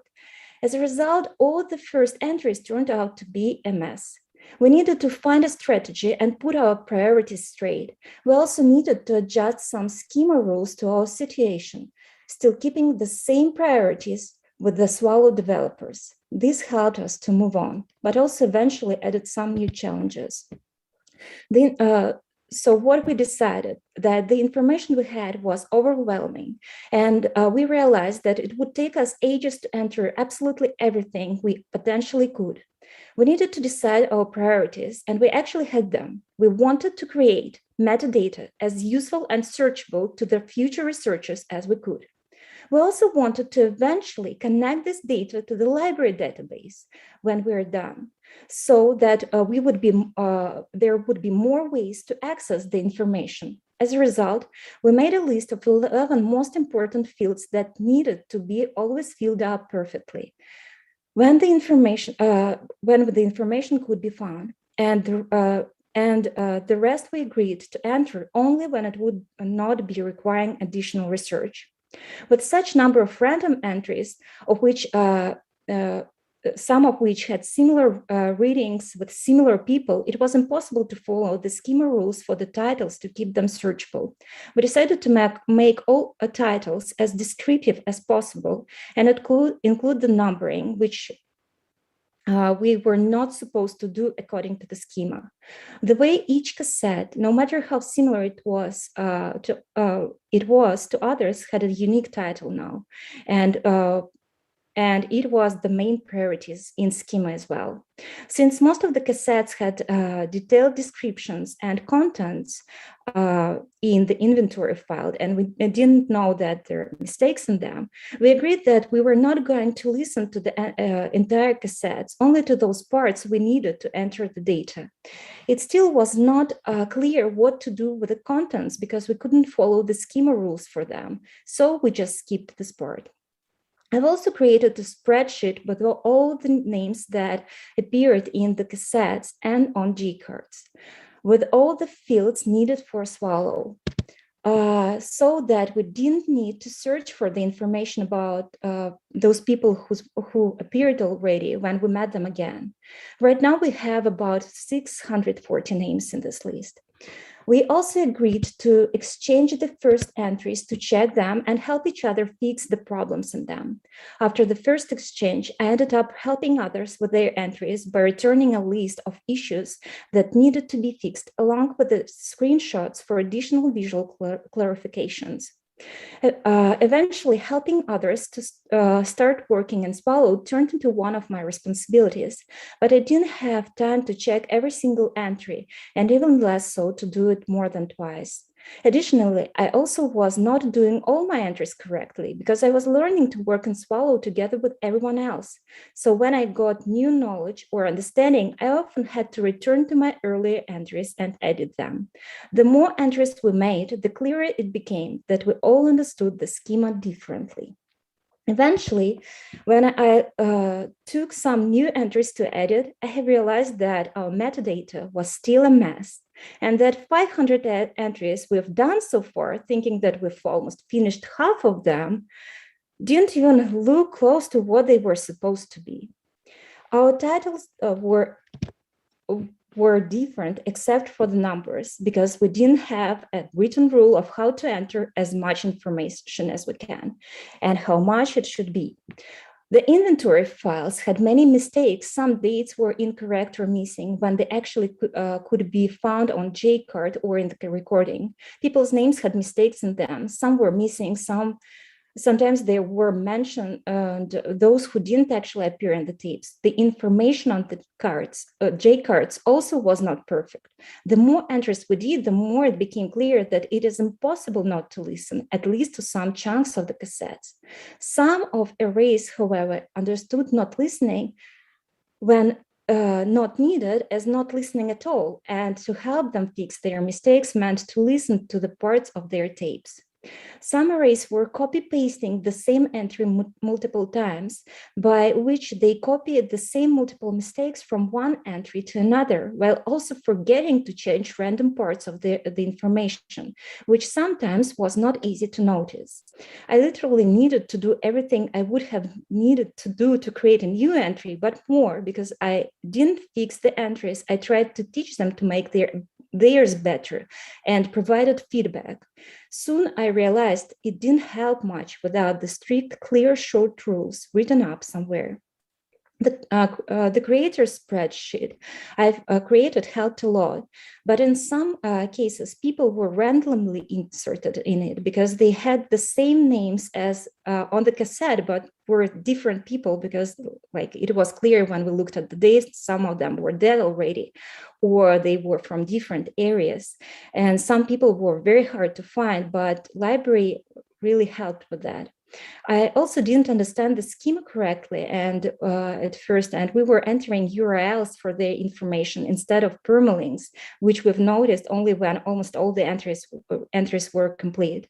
The field with the address turned out to be the hardest of all. I had to use Google Maps in addition to the website recommended by the schema, and there was a bug on the website that gave us incorrect permalinks, and we didn't find it out about like up until all the entries were done, I think. And there were many other issues, but these are the ones they just stand out. With the arrays coming and going, and with those challenges and common mistakes described above, we realized that we needed a document with the strict rules. By the time when I started creating the workflow document, I've alone completed over 400 entries. And even if I was not doing everything perfectly yet, I still had more expertise in Swallow than any other researcher in our team. That document I've created was written for the SFU use only, because it was taking into account the size of our collection, that we're all our collections in which are huge, not as huge as Reading NBC, but still bigger than in many institutions. And my own goal while creating the workflow document was to make a detailed step-by-step instruction that explains the meaning of various fields in Swallow and allows the catalogers to be aware of the common mistakes and problematic fields they may face. I wanted this document to be short, but still follow all the rules described in schema, to which I provide permalinks everywhere where a more detailed explanation could be needed. After this document was introduced, even though some random mistakes still appeared, our entries started to look similar and actually turned into metadata. However, by that time, about 1,000 entries were completed already, and we needed to edit them. It is also important to mention that Swallow underwent several updates over the course of our work, and we had to adjust to changes, but without returning to those entries we've done so far to actually keep going. As a result, our editing process looked like another endless adventure even before we started. The collection was so huge that it was also almost impossible to understand what was done already and what needed to be done. There were also some issues that we could not so easily fix, like cassettes with missing or incorrect audio files. So we ended up creating one more spreadsheet, the BC Readings Repository file. Unfortunately, I do not have the screenshot of how this document looked like when it was color-coded with all the commands to the dozens of entries in it.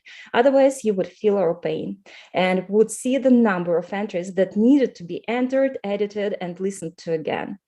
I can't imagine how many times Morgan Narafkan, who was responsible for editing of most of these cassettes, have listened to them.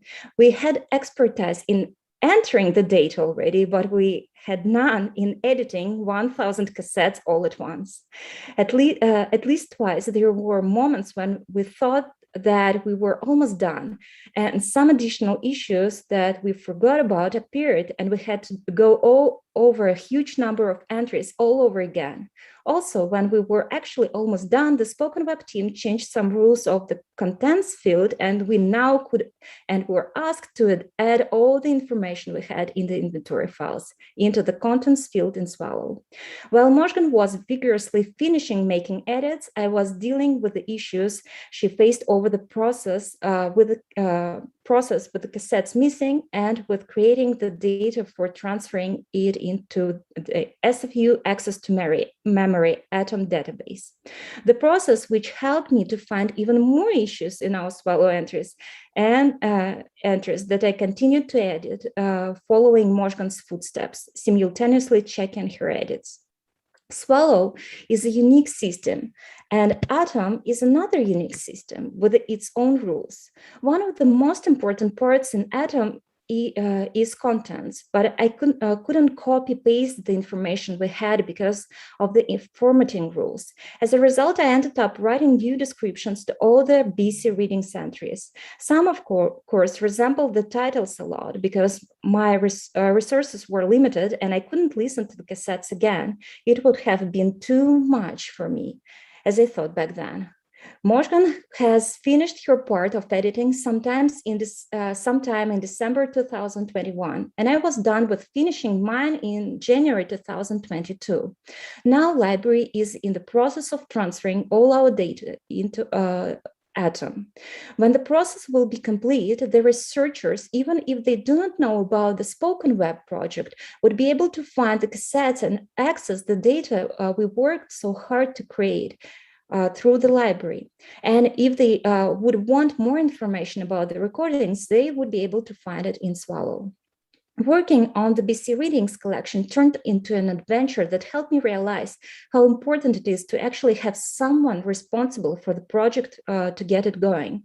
Because when I officially took the lead, things got smoother, and RA started to take my recommendations more seriously. I also realized that there is no point in any work when those who do not understand the purpose for this work. When I explain new arrays that we do it for people and with people in mind, and that our goal is to create data for people to be able to access and use the unique audio material from our collection for their research or even pleasure, the purpose of our works becomes clear. Our work on this collection also helped me realize that mistakes happen, and it is okay to make them, however it may take a year to fix them sometimes. After 3 years of hard work, when we are done with the collection, I have one thing I regret. We didn't take the detailed notes of all the cassettes, or at least the parts we had to listen. If we did, we could have helped other researchers have more information about these cassettes, use them for our own research, and maybe would even avoid returning to work on this collection again when we thought that it was finished 4 months ago. Thank you.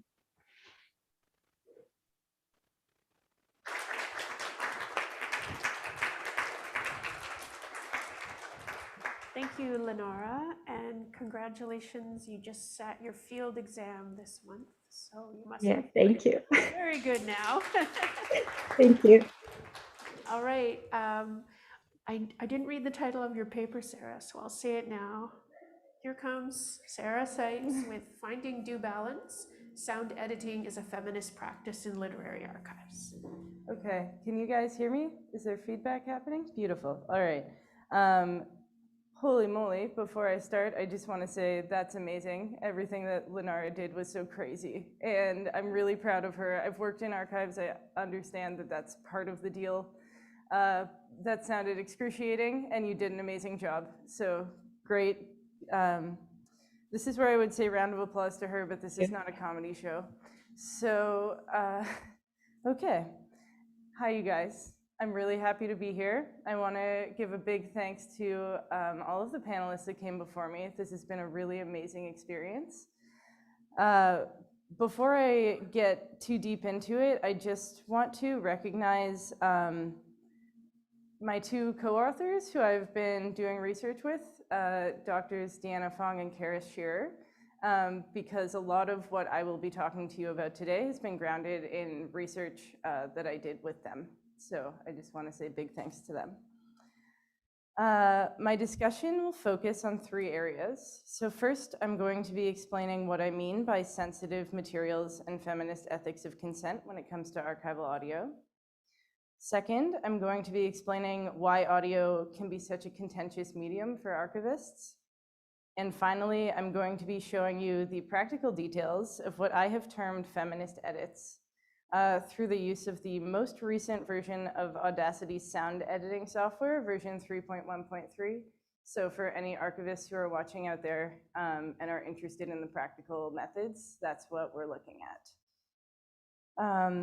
I'm working with Audacity for several reasons, the main one being accessibility to all types of archives due to its being open source software and free to use. Audacity also allows us to create master files that comply with archival standards of practice related to audio. Beautiful. So, what are feminist ethics of consent within the context of archival audio? Feminist ethics of consent are intrinsically connected to feminist ethics of care, which posit effort, thoughtfulness, and care for emotional well-being as the desired outcome of work processes. These values can sometimes oppose archival and societal principles of work processes, which can value productivity and efficiency over personal care of subjects. Transferring this to questions of archival restrictions, the feminist ethics of consent push archival scholars to look past basic legality when making archival audio accessible. Frequently, when archivists come across materials that they believe will be restricted in a donation, they will choose not to add those materials to a collection. In the case of archival audio, however, requirements for restrictions are not always clear prior to accepting the donation and prior to listening to the recording in full. So, as we can see, finding out about breaches in privacy after accessioning archival audio requires care. Here we can see a quote from the Association of Canadian Archivists Code of Ethics. We respect the privacy of the individuals who created or are the subjects of recordings, especially persons and communities who had no voice in the creation, transmission, disposition, or preservation of the records. In the past, this may have caused archivists to restrict objects in their entirety. Audio recordings within personal fonds muddy the question of ethics within archival accessioning and description processes due to their ambiguous content. The contents of a recording are not always obvious. Unlike letters or photographs, audio recordings cannot be visually skimmed to ascertain the contents. And frequently, the recordings do not come with adequate descriptions, as we learned in Linara's discussion previously. An adequate description of a recording would include subject names of people on a recording, and not just the names of the creator or main speaker, a description of the topics discussed, and the name, date, and location of the event being recorded. Additionally, any sensitive or private content on the tape would be noted and time-stamped. Because archivists usually have inadequate information about audio recordings, it is necessary for them to listen to recordings to truly understand the contents. Archivists can then create adequate descriptions for their researchers. The necessity of listening to each archival recording slows the process of description for an entire fond, which pushes up against staffing and financial constraints in archives. In spite of these constraints, hearing the recording can help archivists better connect to the personality of the donor or creator through the listening process. Archival audio can carry surprises of a sensitive nature, which may affect the accessibility of certain recordings to the public or even to specific researchers. This archival conundrum is a place where the adaptation of tools and approaches can allow us to both protect the agency and privacy of individuals included in recordings, known as archival subjects, and still allow researchers to access the recordings. Okay, so in a master access file, I skipped a whole part.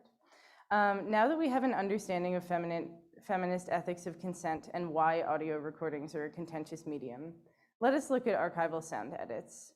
Much like the forensic aspect of archival processing, which changes the landscape of a fond, the process of editing archival audio can change the effect that a recording has on the listener. Through editing, we can even misrepresent a situation or event. The possibility of misrepresentation or loss of sonic evidence makes maintaining the original sound of an archival recording necessary, even if the quality of the original is poor. Furthermore, concise notations of every edit are the only way to truly maintain transparency for listeners.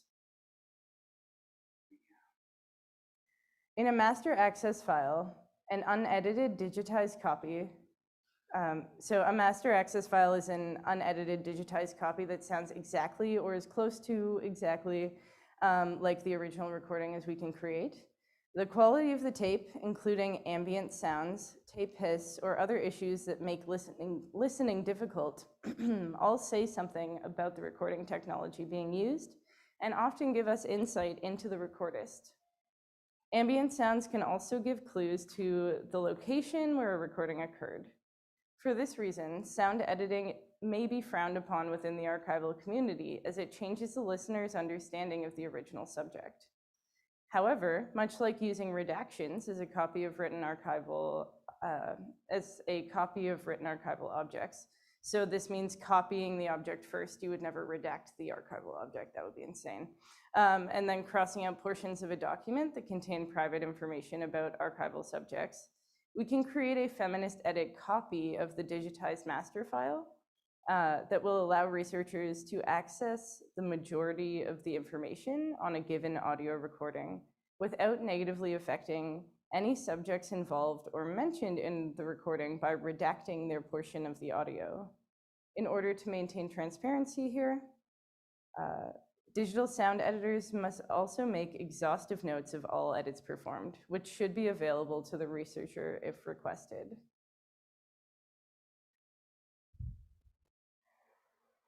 Feminist ethics of consent require effort and care, which in turn require time.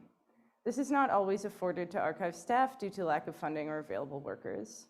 However, I posit that when the time is available, the process of feminist sound edits can allow us to maintain consent based on feminist ethics. In this case, we mean consent based on emotional care of the subject. For example, here, we can see,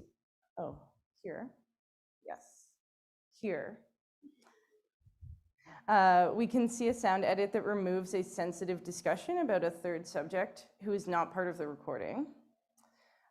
I've removed words, but I've also held space for the portion of the conversation, both to keep transparency for the listener and also maintaining privacy of the third party involved. So these are the steps that I took. As you can see, the notes are fairly exhaustive.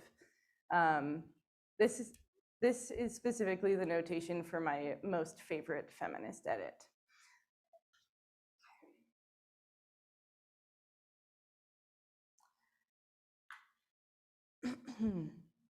As previously noted, feminist ethics of consent require effort, thoughtfulness, and care for the emotional well-being of archival subjects, whose voices are part of an audio recording, as well as subjects who are not present but mentioned within the contents of the recording. When considering whether portions of a recording require a feminist edit, I consider these questions. Could a subject be harmed physically, emotionally, or otherwise by the content being discussed? Is their privacy being breached in any way? Does the content enforce or reinforce societal hierarchies or other power structures that can be damaging to the subjects? Is this information going to be damaging to the listener? After considering all of these questions and finding moments of contention, it may be wise to reach out to living subjects or family members to ask about consent. It is possible that the archive has already been given consent to make all objects in a donation fully accessible for researchers, but by reaching out and double-checking contentious content in audio recordings, archivists can positively cement their relationships to donors by showing additional care. If consent is not given for the contentious portion of the tape, or the subjects or estate cannot be reached, it is time to begin your feminist edits. So, in this slide, we're gonna get the hot goss. I'm giving you the full original recording with consent from the people in the tape, just so you guys know, this was discussed. And afterwards, I'm going to show you the edits that I performed. So if you can play that audio, that'd be great.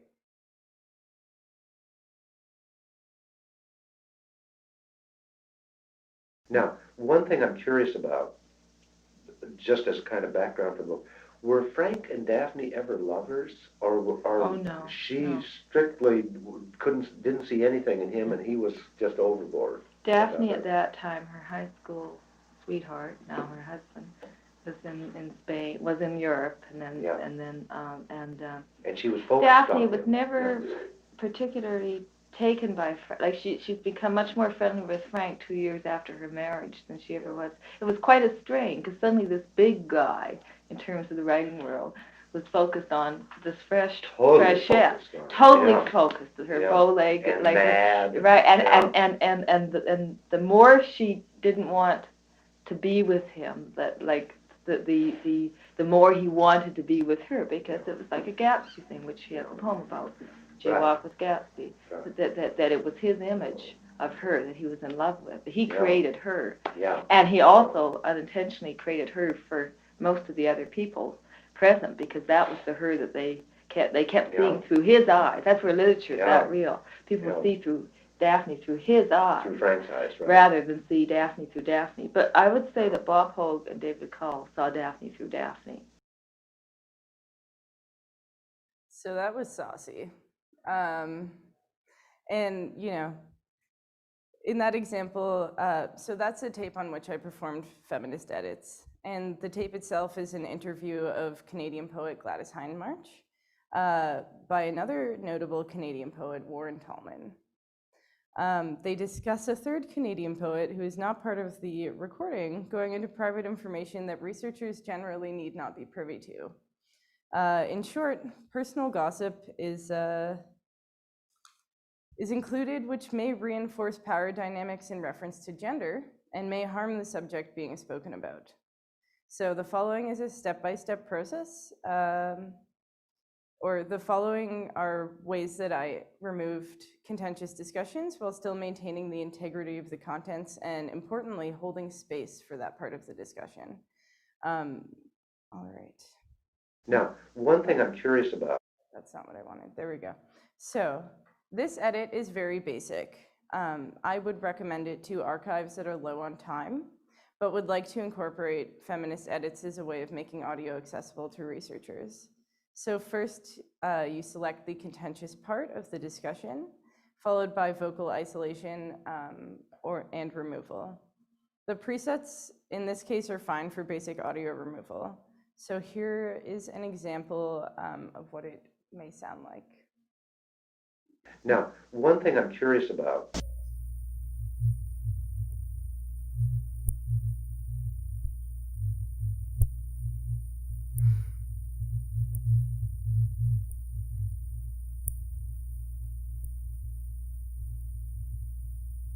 Okay, we don't have to listen to the full thing. I think you guys get the effect. Thank you so much. The purpose of that one is essentially to allow the background noise in the tape to filter through, so that you get the feeling that, yes, a conversation is happening, but it's just out of earshot. Because this one is just vocal removal, it ends up with more silence than I would have liked. So I moved on to a secondary feminist edit, which is my preferred, so far my preferred one, but this continues to be a work in progress. Now, one thing. So in this, I used the vocoder prior to amplification or prior to vocal removal. So what that does is it increases white noise surrounding the words.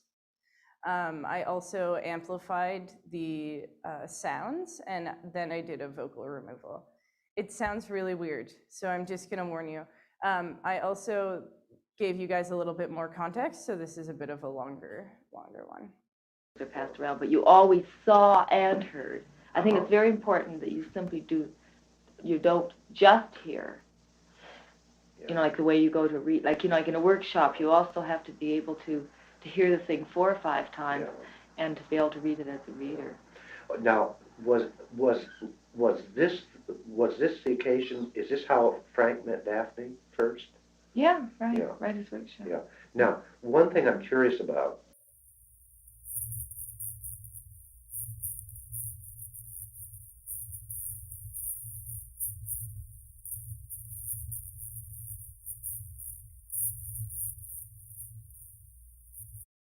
Okay, so that gets really loud at some point, so I wanted to cut it off before we got to the blaring amplification portions. The purpose of that specific one, it is uncomfortable to listen to, particularly in headphones, but I'm trying to create sort of an affect for the listener wherein they do feel uncomfortable because they're trying to listen in on a portion of a conversation that they should not have access to. That being said, eventually through my continued work with Audacity, I would like to get to a point where I can create something that allows the conversation to sound more smooth, as if the conversation is happening, but you simply can't hear the words.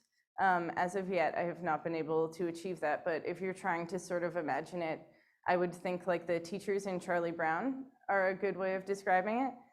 For those who don't recognize that, it is kind of like womp, womp, womp, womp, womp.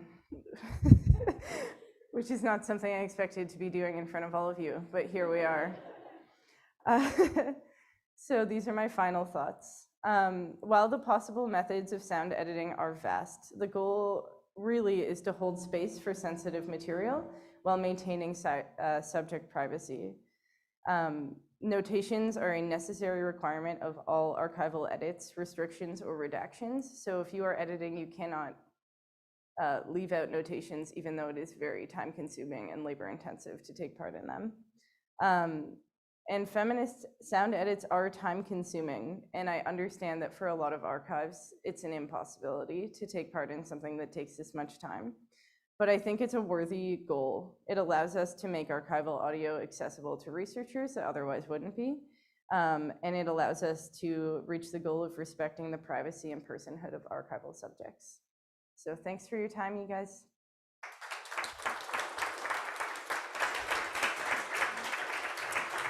Great. Thank you both.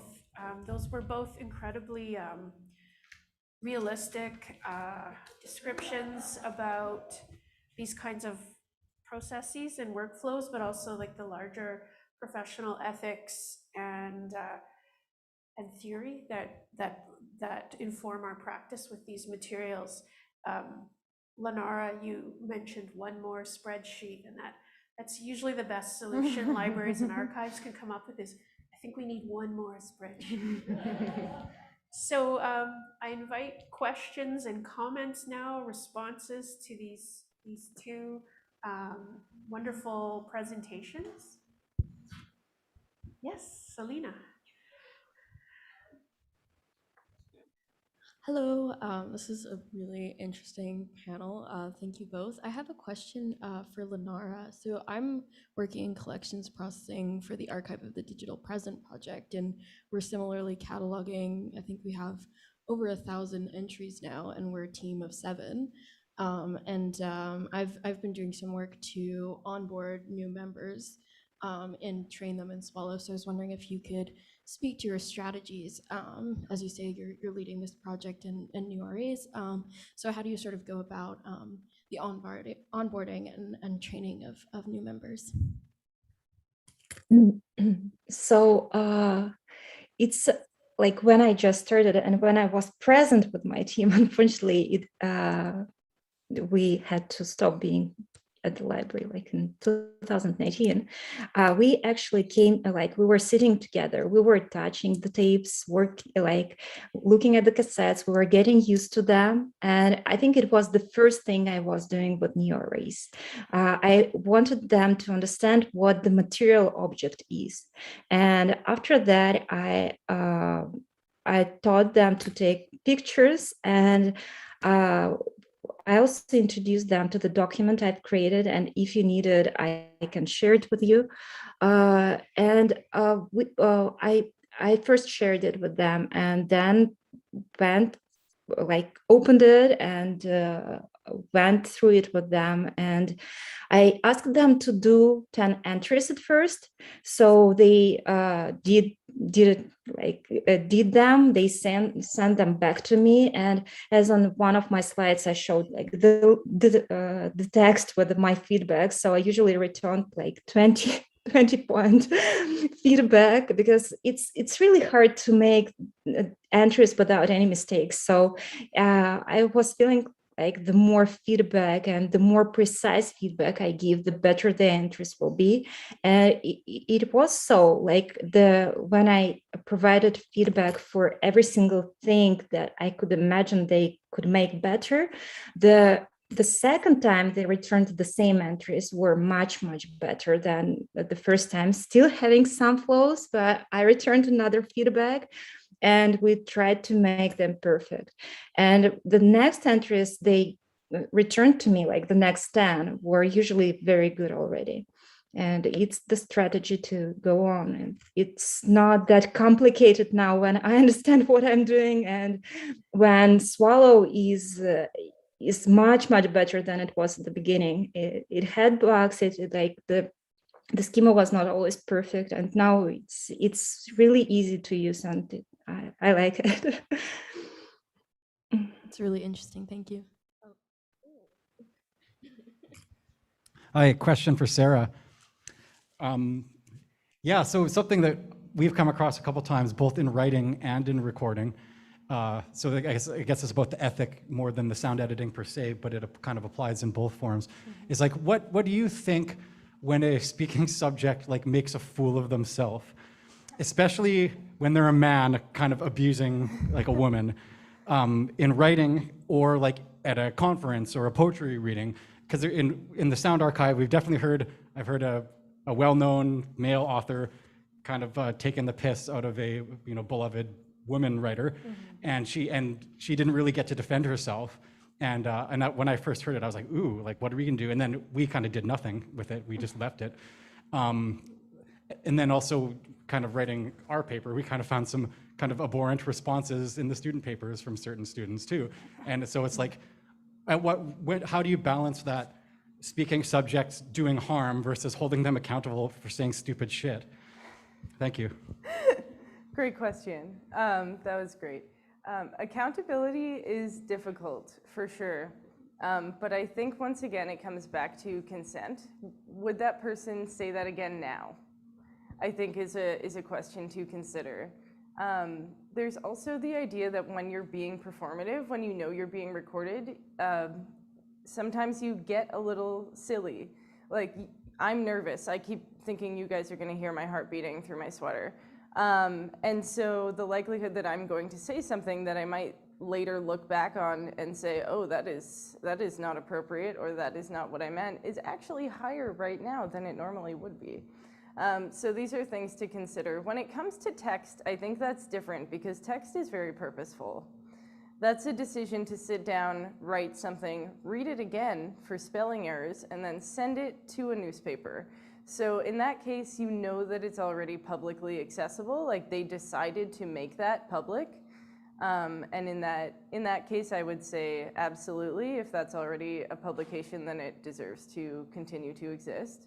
But in terms of audio, people don't always know what they're saying. They sometimes get nervous when they're being recorded or when they're on stage. So checking in again in the case of audio, I think is integral.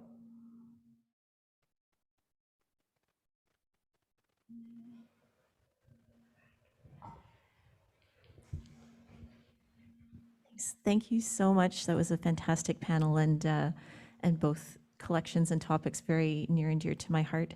I kind of have two questions. I was trying to like put them into one of those single questions, but it didn't work out. So first, Linara, I just wanted to say that was like a very high affect kind of presentation, in that I think we all felt the pain of working with spreadsheets and having to redo work and all of that.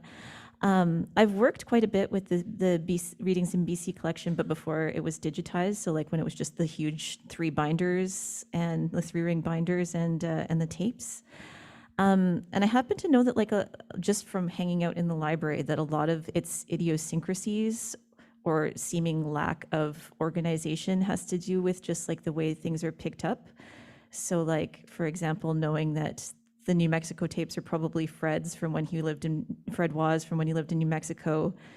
The tapes that reproduce tapes that we have in the Sir George Williams collection here at Concordia are there probably because George Bowering brought them over from when he, when he taught there. So like, I think that there's something to do with like a social history of that collection that it would give it a lot of shape, especially for people coming from the outside that don't really know, or the fact that like the poet Lisa Robertson made the inventory for the tapes, like in the binder that describes what's going on in the tapes, and spent a whole summer as an RA doing that. So like, I was just wondering how you and your team might account for like that kind of social history. Actually, it's something we, yeah, thank you for your question.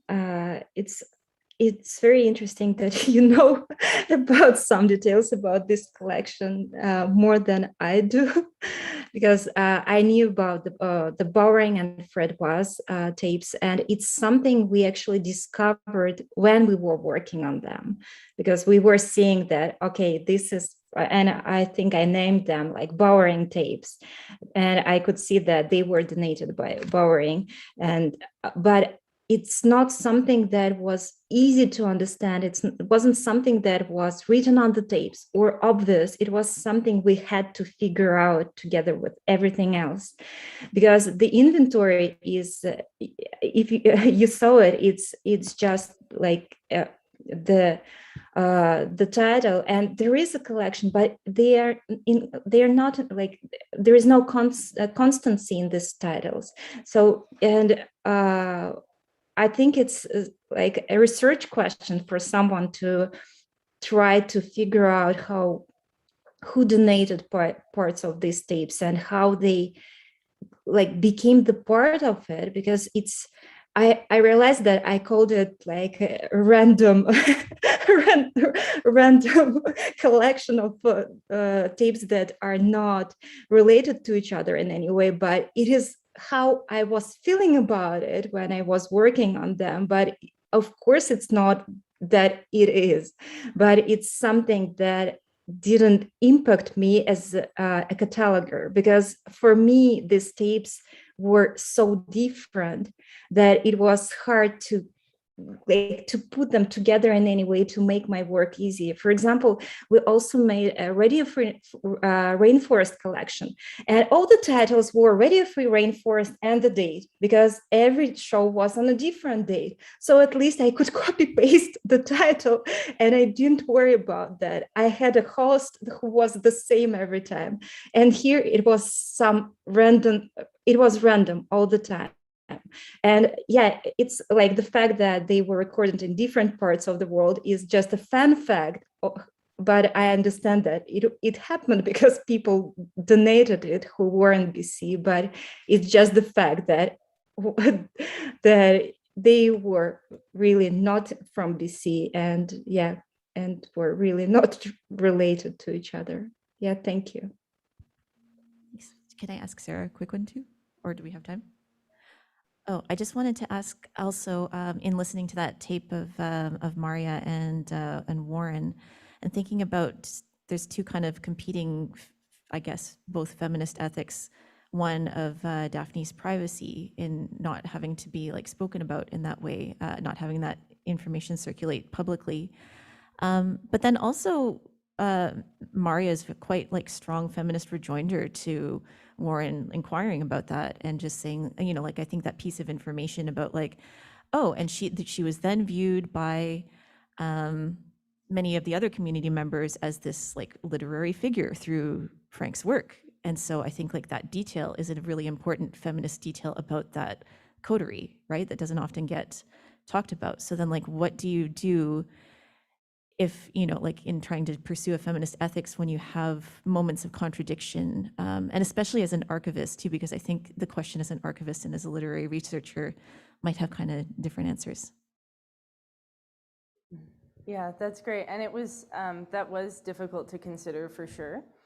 I think that I found that moment of the tape very contentious in that, yes, she is saying, you know, Daphne, first of all, she totally, everything that Warren is asking her, she's like, no, no, you're being silly, which, you know, is great. Really, there's not a ton of gossip in there because it's just not given. Like, there's just no, she has no give for what Warren is trying to get at.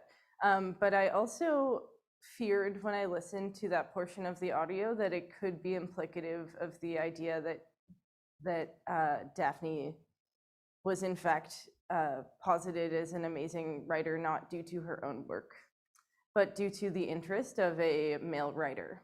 So that was the thing that sort of tipped it for me, was my concern that the success of a woman was being posited as possibly being based on the interest of a man.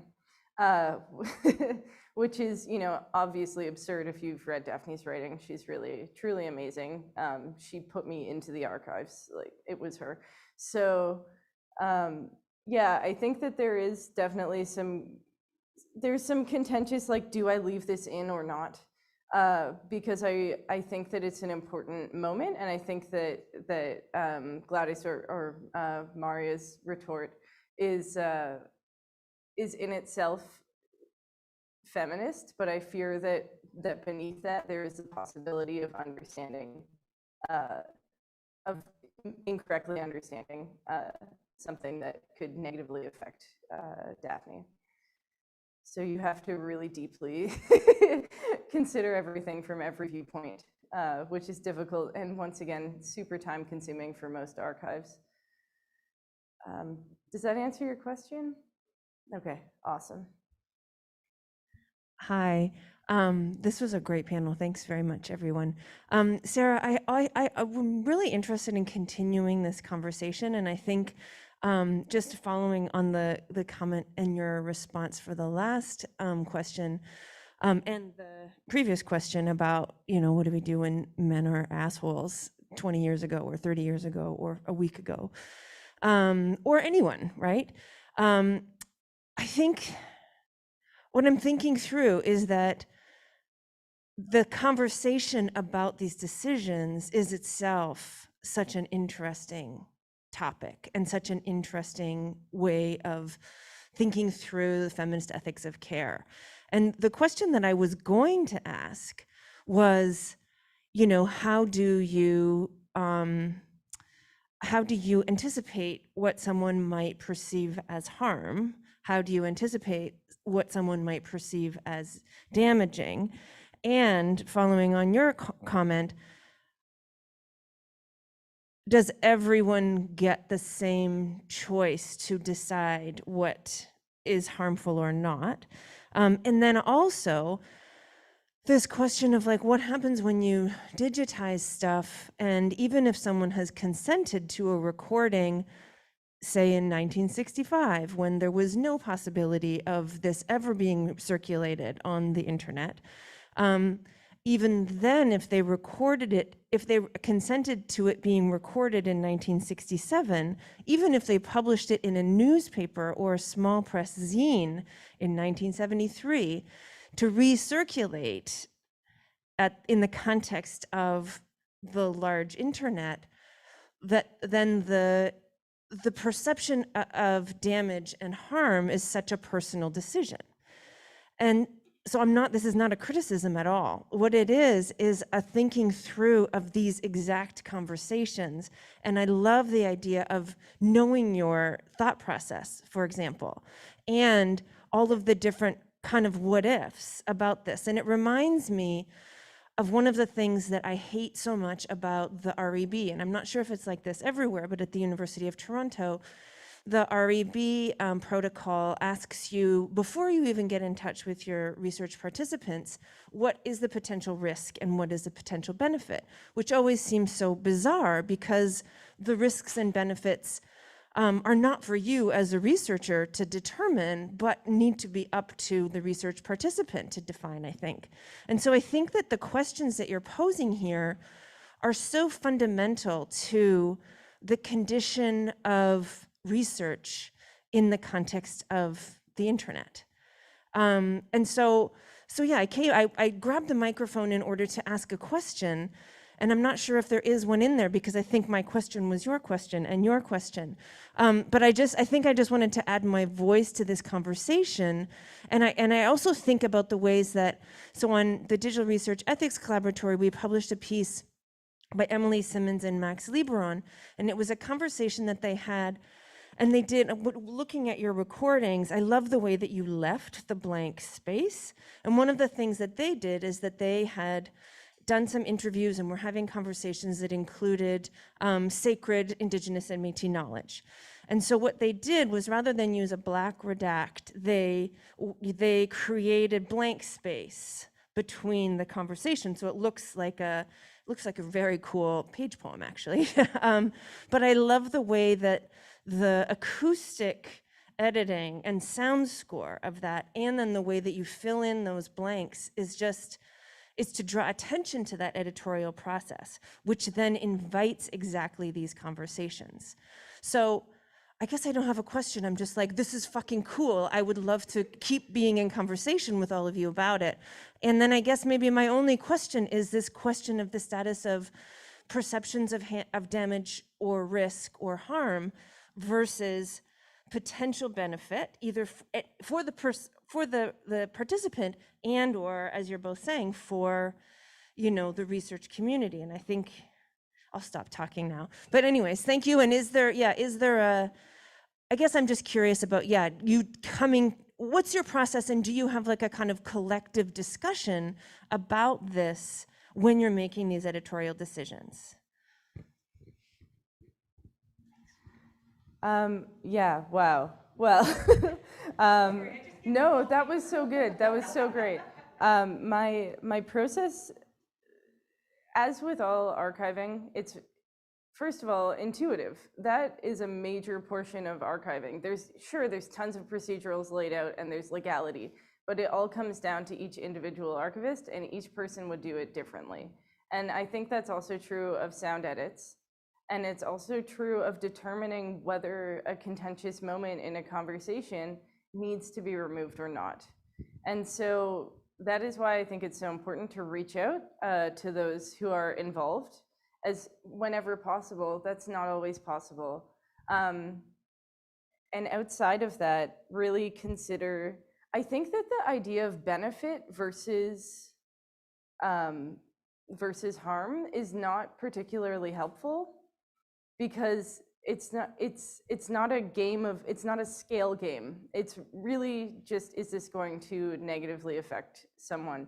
And that changes in every case, right? Like, there's recordings of me doing stand-up comedy. My children can't see that until my death plus 75 years. So, because it wouldn't hurt them. I don't care. I think it's funny and very good, but just them specifically. So there's also questions of like, who's allowed to listen and who's not. I have been involved in restrictions where it's one person. This font is restricted to one person, they cannot see it. And I think that's really interesting. And it's something else to add into the consideration. So who is going to be harmed as a listener? Is that possible? Is that an option? Who is going to be harmed within the recording itself? If no one is, then make it totally available. Let's get it out there. But if there's even a possibility, then you really have to consider and talk to as many people as you can. Form a group and discuss it within, you know, the bounds of privacy, and making sure you're not sharing it with that larger group, because then it's just public. But yes, okay. I feel like that sort of gets at your question, but your question is huge and forever being talked about. So. Thank you so much for all of your comments and questions. Just a few points as we conclude. Think about archives as a human profession. That's often a discussion we have in the field. Consider archives and metadata and processes around them permeable, and that you as scholars are very welcome to permeate. We rely on you. You know the context often of the provenance. You have additional information that is super valuable. So when we work with materials, we're always getting feedback from researchers that betters the description, that improves it, that flags things for us. So you, as a community of scholars and poets, you are part of the archival record. You interact with it, and nothing is firm or fixed or done. But with audio materials, you're kind of riding the lightning, because this is material that's all kind of getting listened to again. The technology has maybe been obsolete for the playback. Digitization affords new ways of listening. And so your input is really critical to that. I think now it is lunch. Did you want to say things about that? Now is lunch. We're a little behind in our schedule, but let's try to get back here for 1:30 for the next panel, which is Improvising Language. Michael O'Driscoll will be chairing it. And Yeah, that's all I wanted to say. Well, good afternoon, everyone. Thank you very much for joining us for the third panel of today and the final panel of our symposium. We've got a fantastic lineup of papers awaiting everyone in the room, and I'm so very pleased to be here and facilitate this session. My name is Mike O'Driscoll. I am a professor in the Department of English and Film Studies at the University of Alberta, and I am a governing board member of SpokenWeb. And I'll say what I always say, this is the best research community I've been a part of in my entire career, and I'm so pleased to be a part of things today. Our panel for today is titled Improvising Language. We have three panelists. I'll be introducing each of them as we proceed through the program, and then we'll be able to open things up for questions at the conclusion of their presentation.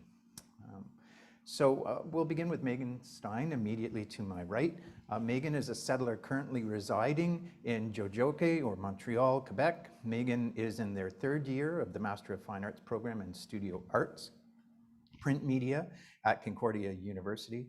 Prior to relocating, she earned her Bachelor of Fine Arts in 2013 from the University of Alberta, located in Asmakwachi, Waskiakan, or Beaver Hill House, the Nihi-Owuk Cree name for Edmonton, Alberta, on Treaty 6 territory and Region 4 of the Métis homeland.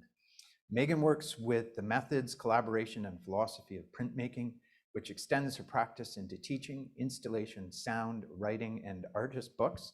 Their work has been published in the AE Graduate Journal of Art Education from Concordia University, and Snapline, the Society of Northern Alberta Print Artists, a fabulous collective of print artists in Northern Alberta, where I'm happy to go and purchase things that appear on my wall and go out in calendars every Christmas. So if you're ever in Edmonton and you have a chance to visit the Snap Gallery, please do so. Megan is going to be presenting a paper titled Tender Records. Over to you, Megan. Okay, is that on? Okay, can you hear me? Sophia? Is that better? Okay. All right, so I'll just wait for the slides to come up. Thank you for being here today, and I feel really grateful to be able to share this work with you, and to also be included in the ecology of the symposium. So let's go. My presentation as Artist Talk will be composed of a balance of speaking and listening. For your reference, there will be about 9 minutes of audio-visual materials that'll constitute the listening part. In the remainder of my time, I'm going to focus on framing, positioning, and exemplifying the research behind my creative sound project called Tender Records. So to begin, I wanted to plant the question in your minds of the following. What is the sonic potential of written language alongside and/or outside of spoken language? Within this question is the aspect of the text score and how a text score can provide a foundational prompt to shift, alter, and elongate the time envelope of words. So I began this project in the summer of 2020, which coincided with near the beginning of the pandemic. During a summer studio seminar that is required for all MFA students at Concordia. From March to October 2020, the printmaking facilities were not accessible due to the health protocols in place. Thus, I adapted and improvised with what I had on hand, my computer and a lot of time to learn new ways of working. Printmaking is a language that is built through layering, time, background processes, and constant improvisation in relation to one's environment. This print that you can see on the screen is composed of 2 layers that work together while also out of phase. The differing bitmaps and transparencies create moments of tension and release where the images shine both in tandem as well as on their own. For your reference, prints are created through matrices of information that have been carved, etched, or exposed onto a surface, such as wood, copper, limestone, or screen. Ink is then wiped into the lines, rolled onto the surface, or pushed through the mesh onto paper to create a print. Prints are often thought of as static additions of a matrix, each print the same as the last. However, I like to see them as a potential for iterative generation. So when physical libraries closed their doors for shelf browsing, I took to the Internet Archive and began wandering in the digital realm. And I found this book called The Book of Luck. And in this book, a curious ciphering map, which was outlined on page 63 that I've circled in pink, it inspired an idea of using textual language as a musical compositional strategy through the connection between letters, numbers, and sound as bridged by MIDI, or musical instrument digital interface. MIDI equates every frequency to a number and in relation to musical notes. For example, middle C can be communicated to a synthesizer as the number 60.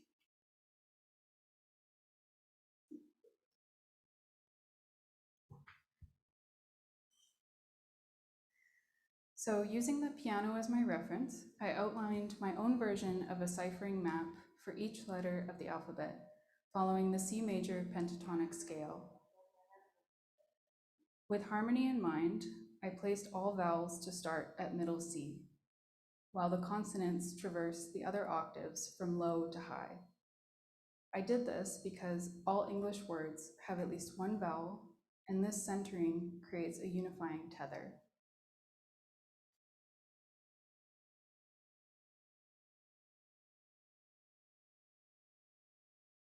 Thank you. So while preparing my presentation, I turned to Paulino Olivero's book, Sonic Meditations, and stumbled upon the score, One Word. For those who don't know, Oliveros was a prolific composer, musician, pedagogue, writer, and critical thinker. Her practice of deep listening and responding to the nuance of her environments have been integral to my curiosity of soundworks and my continued attention on printmaking. I was drawn to this score because of its invitation to bridge word, performance, and sound, or silence, and that each performance of this score will be different.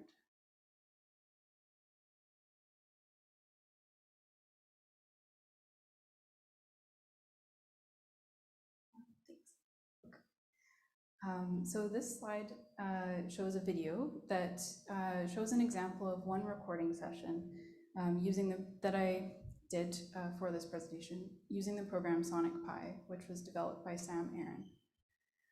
An interesting aspect of this program and process that you will be able to see here is the live loop. So a live loop will continue triggering until the user presses stop. Live loops can be altered as they are running. So you'll be able to see my cursor changing various numbers and then pressing run multiple times throughout the video. You'll know this happens because the text on the left side of the screen will flash pink. These changing numbers create a shifting tempo of the work. So this is to show you kind of the logistics behind the sound that you'll hear soon. So if we could play the video, that would be great.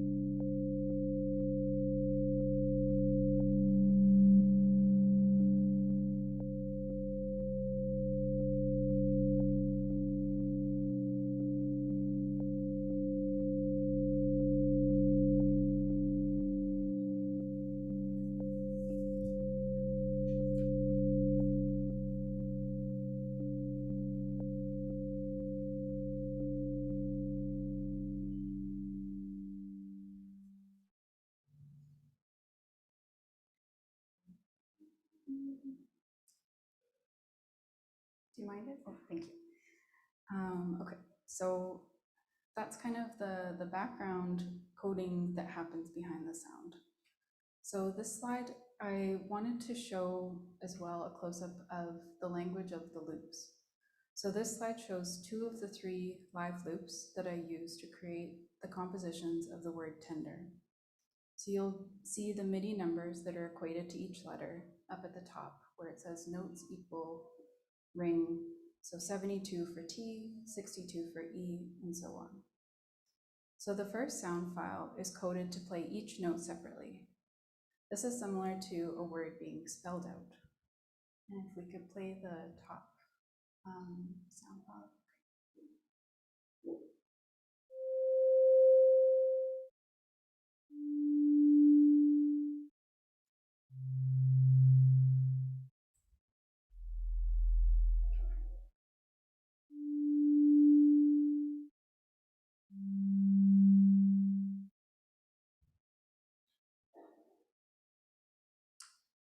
The second sound file is coded to play every note at the same time. So I like to think of this as similar to a word being spoken or a chord being struck. So we can play the second sound file.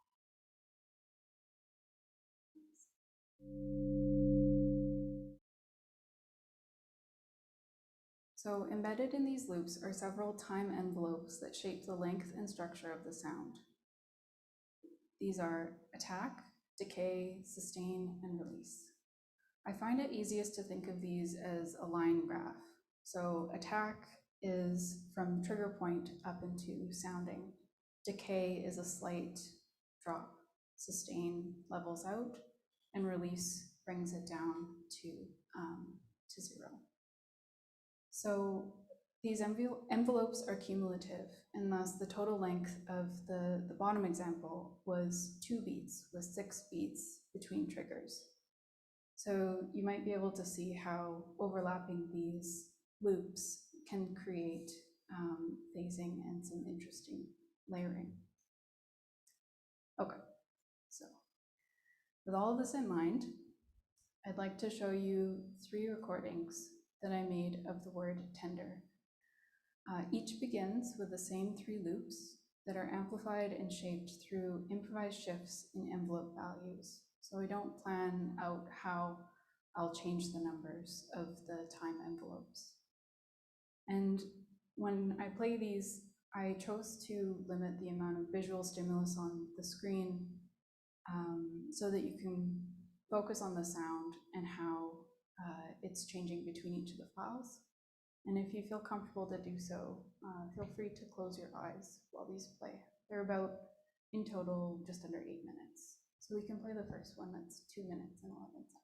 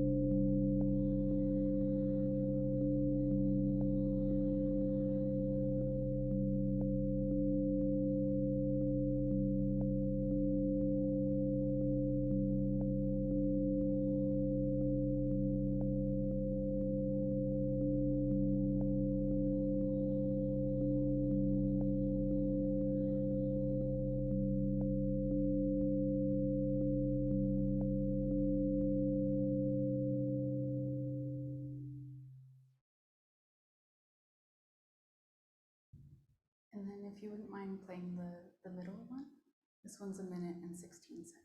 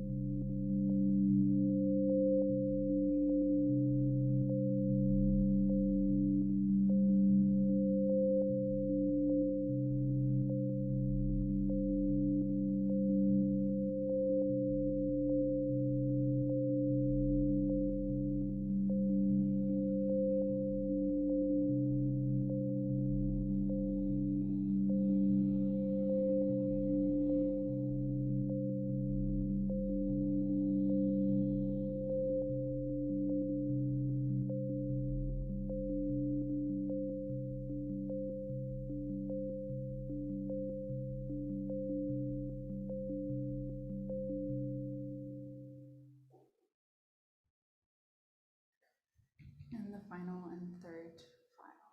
It's a little bit longer, just under 3 minutes.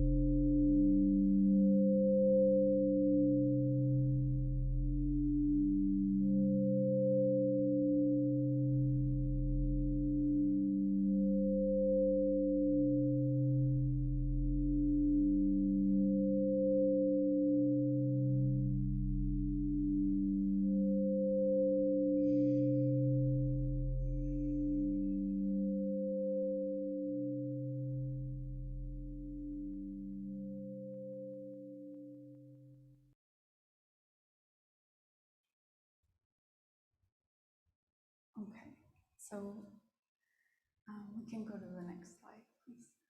I don't think my clicker's working. Oh, thanks.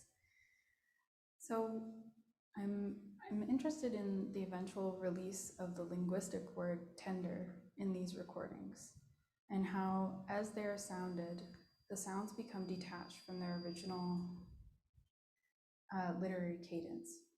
They expand and contract, and I believe in turn sound the idea of tender that is removed from its written form. In this way, they also become matrices in which these recordings are the prints that I'm pulling.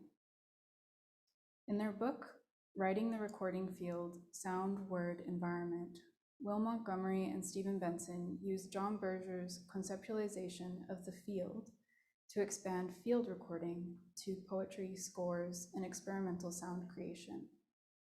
In the chapter Text Score Text, Montgomery writes, typically, when sound and text meet, the sound precedes the interpretation. The text score reverses this order. Acoustic events are prescribed in advance by words.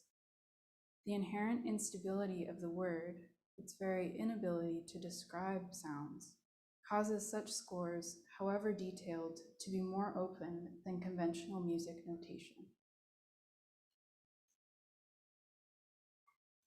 Montgomery also describes the text score as a particular way of appraising the entanglement, so this is a quote, as a particular way of appraising the entanglement of the sensuous and the meaningful.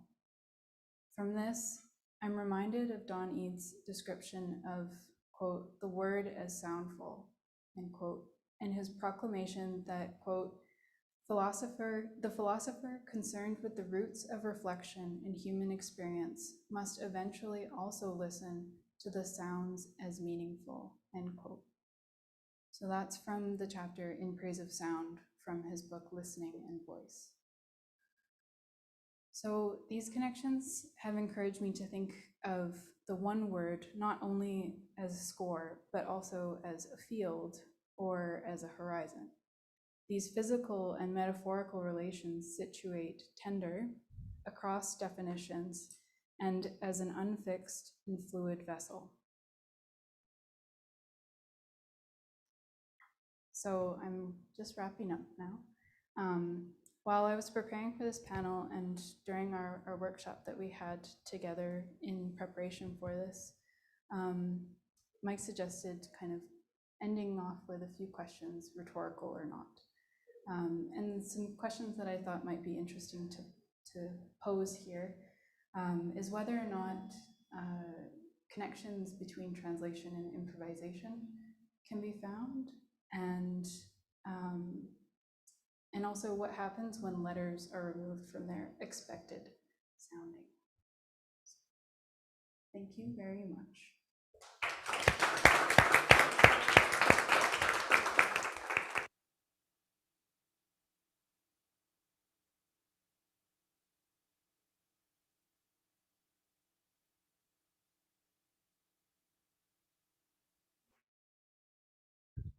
There we go. Sorry, that's my mistake. Thank you, Megan. That was both incredibly enticing and thought-provoking, but also at the same time wonderfully soothing. I found myself kind of melting at the front here, which is probably a really good thing because I'm a little jittery today. Too much coffee, I think. Our next speaker is Thade Correa. Thade hails from Northwest Indiana and studied at Indiana University Bloomington, where he completed a BA in English and in music in 2006, and the University of Chicago, where he completed an MA in 2010, and the University of Notre Dame, where he completed an MFA in 2013. A writer, poet, and translator, as well as a musician, he is currently a first-year PhD candidate in English at Indiana University Bloomington, and his paper today is titled, in quotes, Speech is a Mouth, Notes on the Musical Experientialist Poetics of Robert Creeley. Over to you, Thade. All right. Can you all hear me all right? Okay. Hello, everyone. I'm super pleased to be here, and thank you all for being here. It's been incredibly inspiring, so thank you to everybody participating.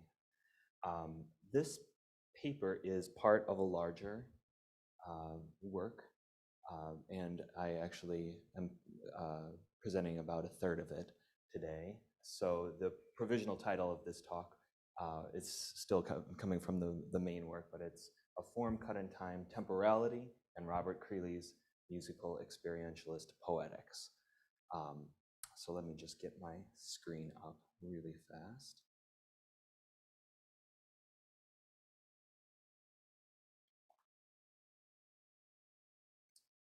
Just a few quotes, and all of you, I thought it would be impossible to talk about temporality and embodied experience without bringing some paper copies. So all of you have handouts, really analog. If Joseph is still here, he called himself a Luddite yesterday.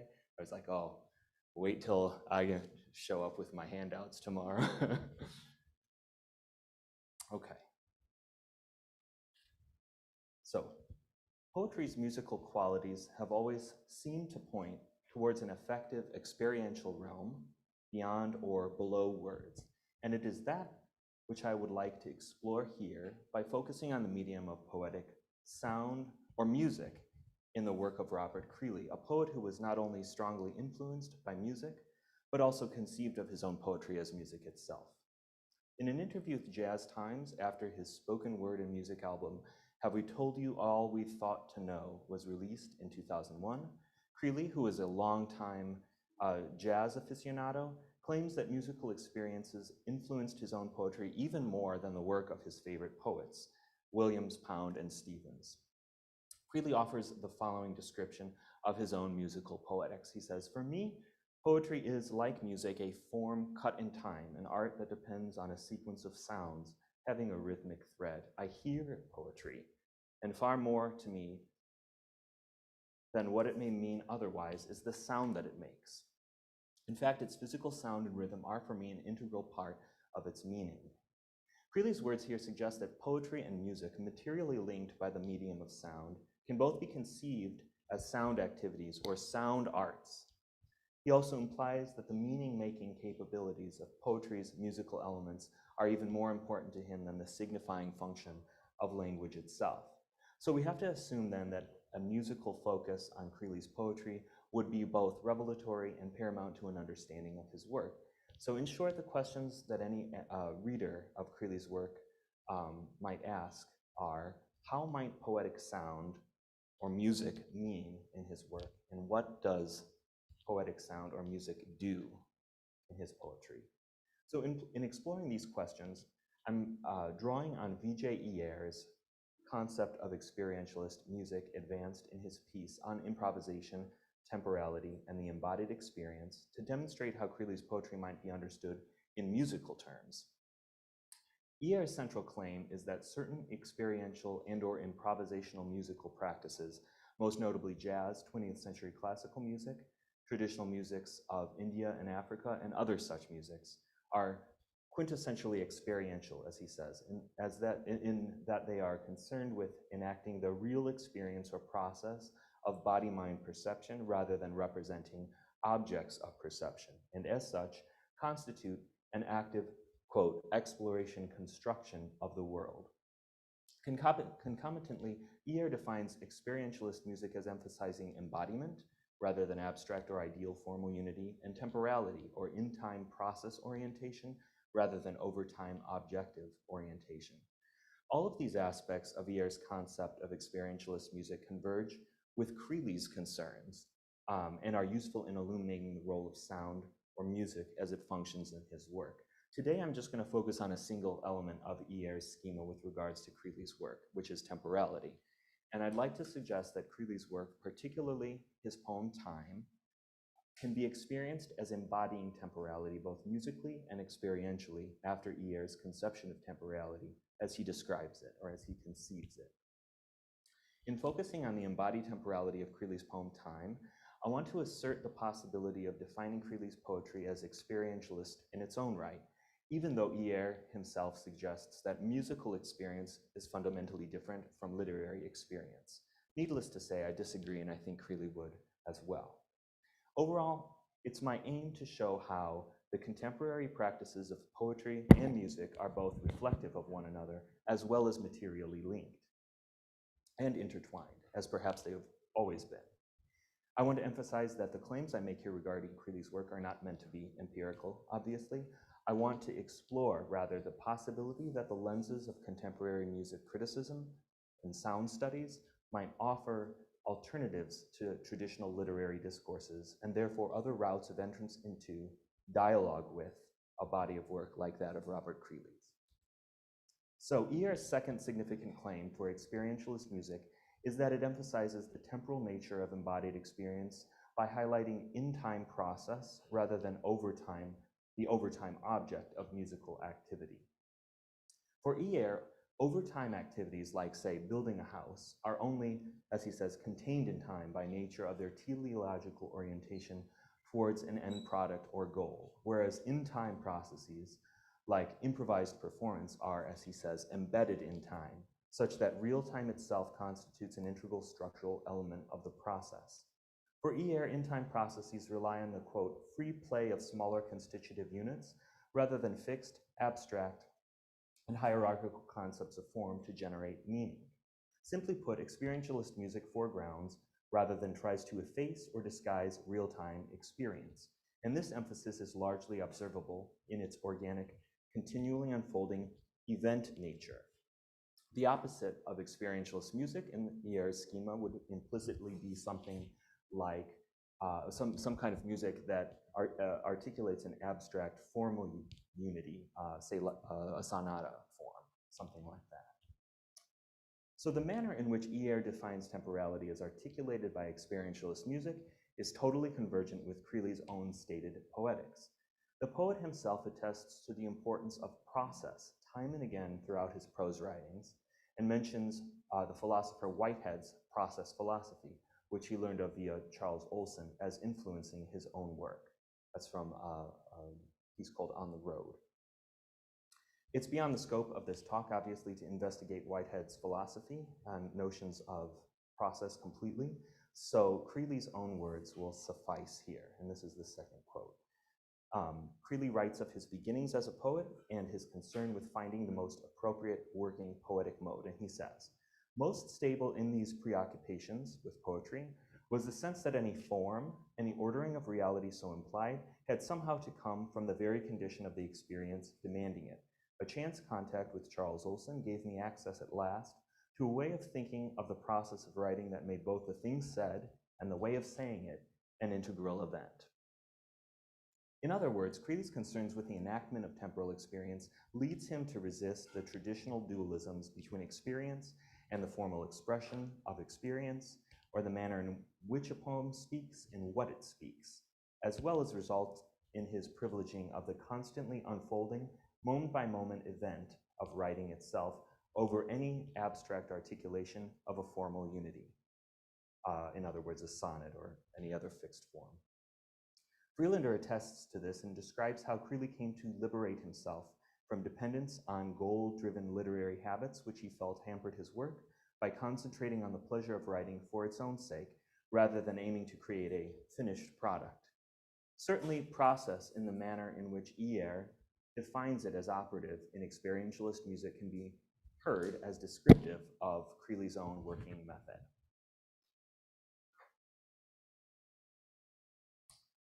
Secondly, I want to propose that the sound of Creeley's poetry can be heard as bearing testament to its embeddedness in real time.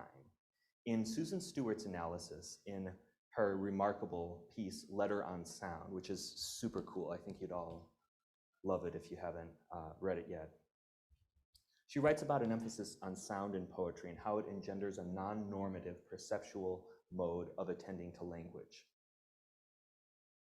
Rather than allowing speech to be apprehended in a utilitarian functional manner, and therefore allowing the temporal nature of language to be effaced, musicalized poetic utterance consumes functional time, in Stewart's thought, into itself and, quote, makes time manifest as the dimension of interval.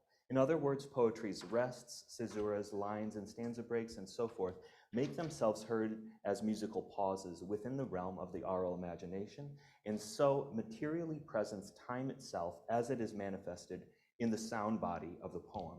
In this way, Stewart writes, it is in this way, that, as Stewart writes, that through lyric, the human voice reenacts its emergence from silence and wrests that silence into the intersubjective domain of made and shaped things.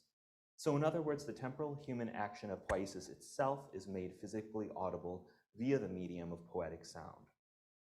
I think it's possible to hear Creeley's emphatic musicality as it is expressed by his ludic verbal sonorities, and especially by his vocal scoring, which emphasizes the rhythmic tension between musical speech and silence, as calling attention to the moment-by-moment unfolding of embodied temporality itself. Creeley's own words on poetic rhythm complement Stewart's thoughts nicely here. Creeley says, and this is the very last quote, "For myself, lines and strophes indicate my rhythmic intention. I tend to pause after each line, a slight pause. Those terminal endings give me a way of both syncopating and indicating a rhythmic measure. I think of those lines as something akin to the bar in music. They state the rhythmic modality. They indicate what the base rhythm of the poem is, hopefully, to be." And we will hear this in just a moment. Creeley's privileging of the line as a basic rhythmic measure shows not only his concern with the temporal apprehension of his poetry as music, but also seems to suggest that the line functions within his work in exactly the manner in which E.R. describes the, quote, smaller constitutive unit as functioning in experientialist music. I suggest then that it is the free play of the line which can be thought of as engendering form in Creeley's poetry. In form, we have to remember, Creeley wants to be one with the expression of real experience. Therefore, the line in Creeley's work can be considered as constituting an actual moment of in-time perception or experience. As with embodied experience, the trope of time and temporality recurs often throughout Creeley's work. A poem like his poem, Time, thematizes temporal experience as well as enacts the processional rhythm of life by virtue of its lilting music. So keeping all this in mind, let's listen to Creeley himself read Time. And I have to say thank you to Mike for calling my attention to this recording, which I didn't know existed until we had our talk. So one moment here. Make sure this works.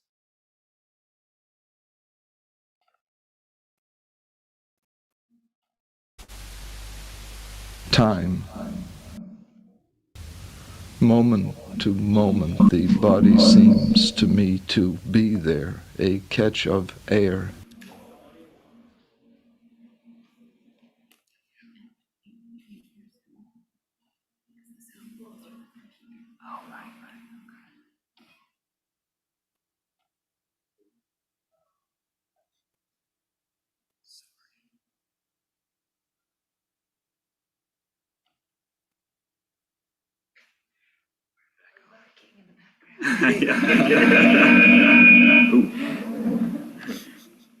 Sorry, it takes a little while.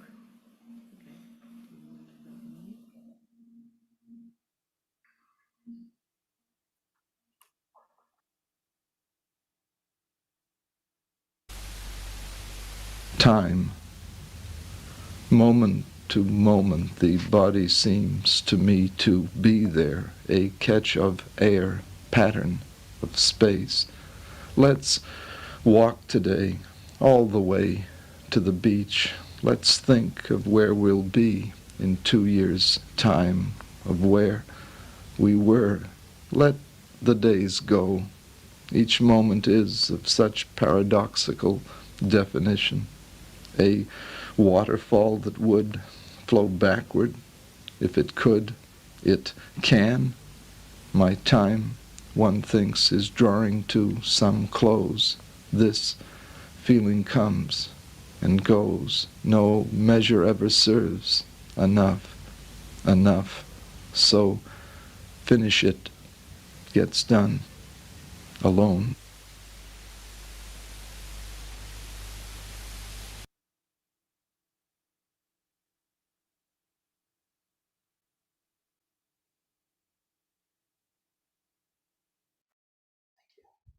Okay, sorry about all that.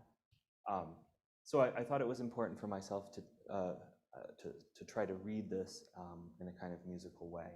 So this elegant elegiac meditation on time begins by paying homage to the moment in an appropriately momentary, rhythmically marked fashion. The lines moment to, moment the can be heard as materially presencing one moment of embodied experience, then the next, emphasizing the continually unfolding creative process of experience itself. Indeed, the body enters the poem in the next line, and it is around the body which the rest of the poem will seemingly cohere. Yet the next line suggests that its physical presence, however stable and static its appearance might be, is anything but stable. Compared to a catch of air, pattern of space, the body is represented as an unfolding physical process itself, fundamentally no different from the weather or perhaps the entire universe, and just as dynamically transient as well. With this powerful intimation of mortality, the poem swerves into the future with the invitation to walk today all the way to the beach and think of time past as well as time future. I want to propose that Creeley's line breaks here struggle to make a unity of time and the process of embodied experience, as walk today is heard first as a single unit or moment, suggesting that today is an actual locus that can be and is physically walkable, while past and future can only be said to exist as mental constructs. The phrase, let's think, seems to underscore this. Even the beach, existing as it does in the conditional future, can't be truly said to exist within the poem's momentary perception. And so the struggle evident here seems to be the poet's will to inhabit the present moment with a greater intensity than any and all past or future worlds. The next invitation, let the days go, can be heard either as a casual expression of cavalier carelessness in the face of temporal uncertainty, or as a rather serious invitation to pay close attention to present tense experience as it unfolds in real time. The latter reading seems supported by the sounding of the next rhythmic unit. Each moment is, emphasizing that the present is all that can be said to truly exist, at least experientially. However, the succeeding line, of such paradoxical definition, seems to complicate the thought that attending completely to the present moment is even possible, with the poet's sudden awareness that the present cannot be defined or grasped, and as such is comparable to a waterfall that would flow backward if it could. The flowing of time cast as the flowing of water is an old poetic trope, yet Creeley defamiliarizes it with the sounding of the next phrase. It can? How, one might ask, can time flow backward? Viewed as an accretive experiential process without ontological reality apart from the preceding subject, time can be said to exist only within embodied experience itself, and thus both the time before as well as the time after death are equally unreal. To reach the end of one's life, then, can be said to be one with returning to the source of all life itself, in essence, non-being or non-existence. In other words, the poem suggests that death itself is simply a pause, a moment of silence in the rhythm of life's totality. Indeed, awareness of death becomes overt in the next lines. My time, one thinks, is drawing to some close, which both confirms Creeley's phenomenological view of time in the preceding lines, as well as emphasizes the fact that the fear of death is equally embodied and temporal, and thus as transient as everything else in existence. This feeling comes and goes. The implication seems to be that there's no reason to fear death. However, just as there is no measure that can contain the totality of an individual life, or mark when a personal story has become coherent and whole, there is no reason to expect that one's life will ever be anything but incomplete and partial, and no reason to expect that death's coming will ever be experienced as welcome either. Thus, Creeley ends this poem in an almost jocund, humorous manner. So finish it, gets done alone. Just as a life necessarily must be abandoned before it is complete, so the poem must be abandoned without hope of reaching any abstract sense of completion or closure as well. Paradoxically, I hear the close of the poem as affirming Creeley's organic, process-oriented poetics. Since one's life is always unfolding, it's impossible to write a finished or teleologically oriented poem while being true to one's real experience of the world as it occurs in real time, moment by moment. So to wrap up, Creeley's view of temporality and time can be heard as experientialist after Hier's conception of the term, in that it treats time and temporality as quite literally embodied and embedded in material existence, the moment, the body, weather, space, the coming and going of life itself, and so forth. All these are portrayed as equally fluid temporal processes rather than static objects.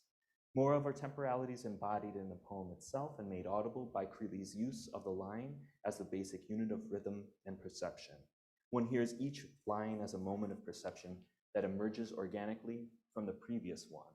And in this way, time audibly enacts the process nature of the in-time experiences that it thematizes.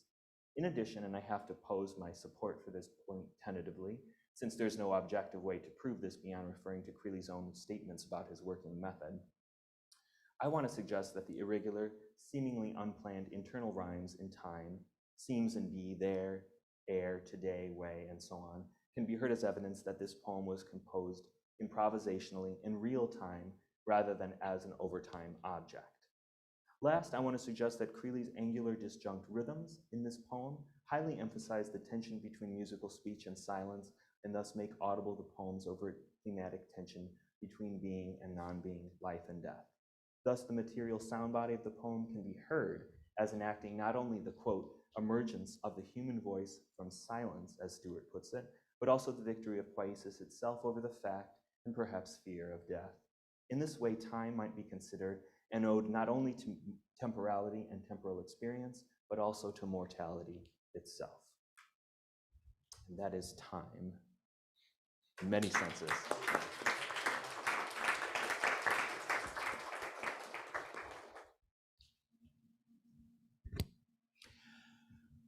And I believe we're continuing right on time here as well too, which is a wonderful thing. We're going to turn things over to Donald Chipton now. Don joins us from SFU. He is an MA student in the Department of English at Simon Fraser University and an RA for SpokenWeb. His research interests include literary archives, the digital humanities, and contemporary Canadian poetry. So Don, you're in the right place for sure. Okay? Don's paper is titled A Night Out of Sync, Listening and Performance in BP Nichols' Hour 15.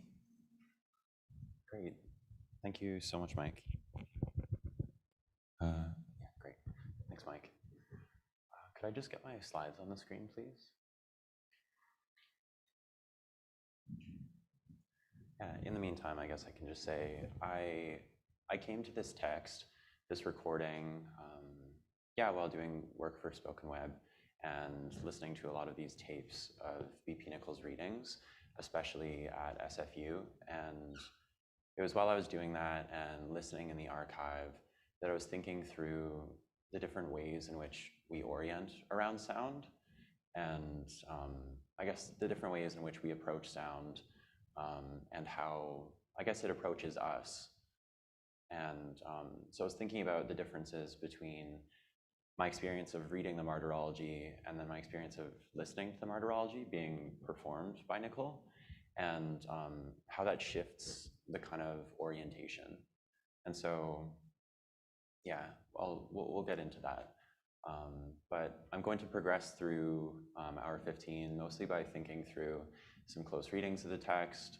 We're going to be listening to it together as well, because it's just such a joy to be able to have that experience, to be able to listen to incredible archival recordings.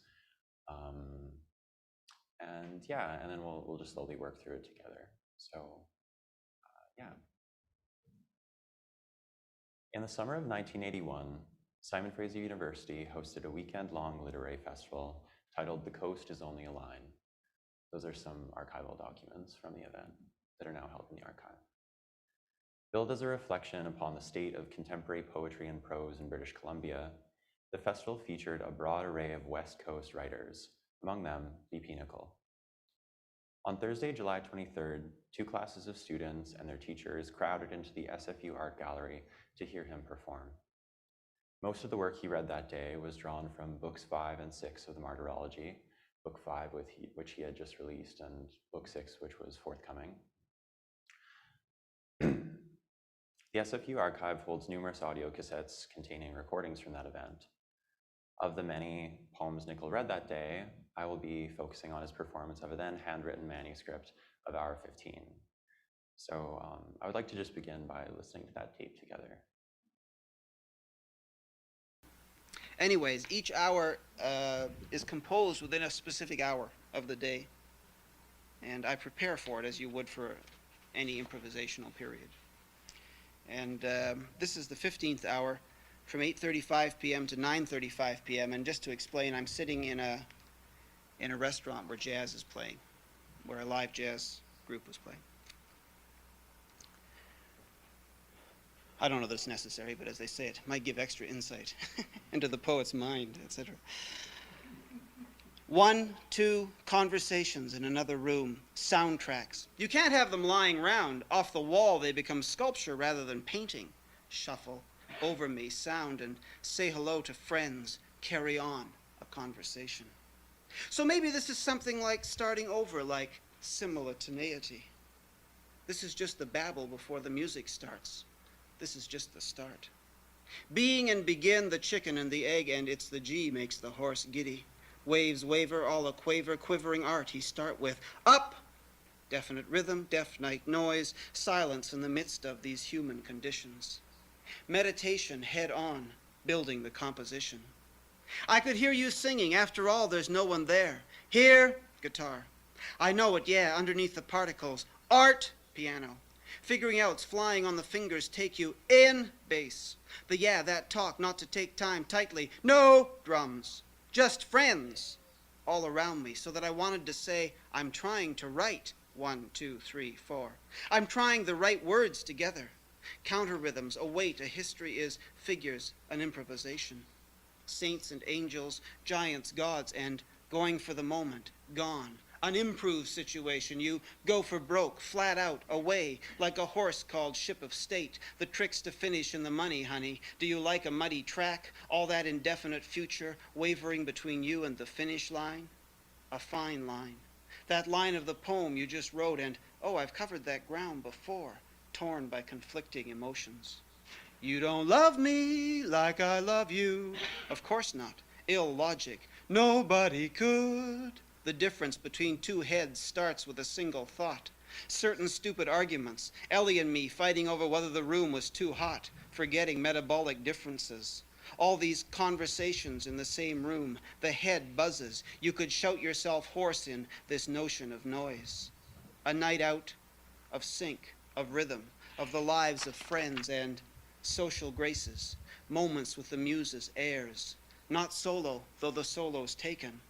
In the end, where does the poem live but in this din, in the midst of this accompaniment, so much a part of the intent it's written out of, audio densities, I return it 2, 3, 4. Great, thank you so much.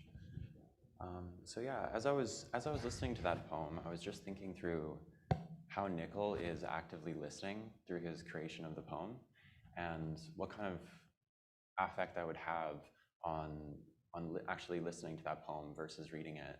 And as I was listening to the archive, I found that my orientation shifted quite dramatically in terms of my relationship to the text. And so, yeah, it's nice that there's so many resonances between my work and the rest of the panelists here. We're going to be thinking through time as it moves throughout the poem. So before Nickel begins hour 15, he offers up a helpful piece of context regarding its creation. The poem was written during a 1-hour improvisation while listening to live jazz music. Understandably, it's suffused with musical references, some oblique and some direct. Musicians play, restaurant goers chatter, and Nickel is pulled in and out of his thoughts, and time carries on. Hour 15 begins and ends on the 3 count, as we see there.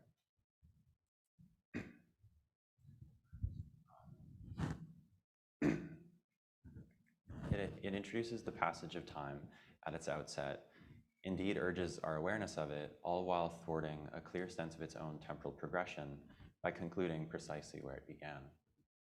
Nearly the entire poem is held within brackets as time slips around it. Each event, each pun, each riff, voiced within this container, not unlike the audio cassette within which this text is spooled. Riffing off of ostensibly real events occurring in that restaurant, Hour 15 engages in an improvisational and self-reflexive form of documentation.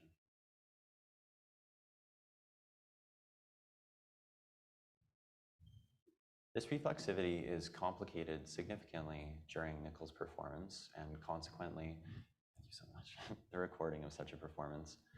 In performing this poem, he voices that shared space between the event and his interpretation of the event, real or imagined or improvised. And as listeners, we catch whispers of what he heard that night.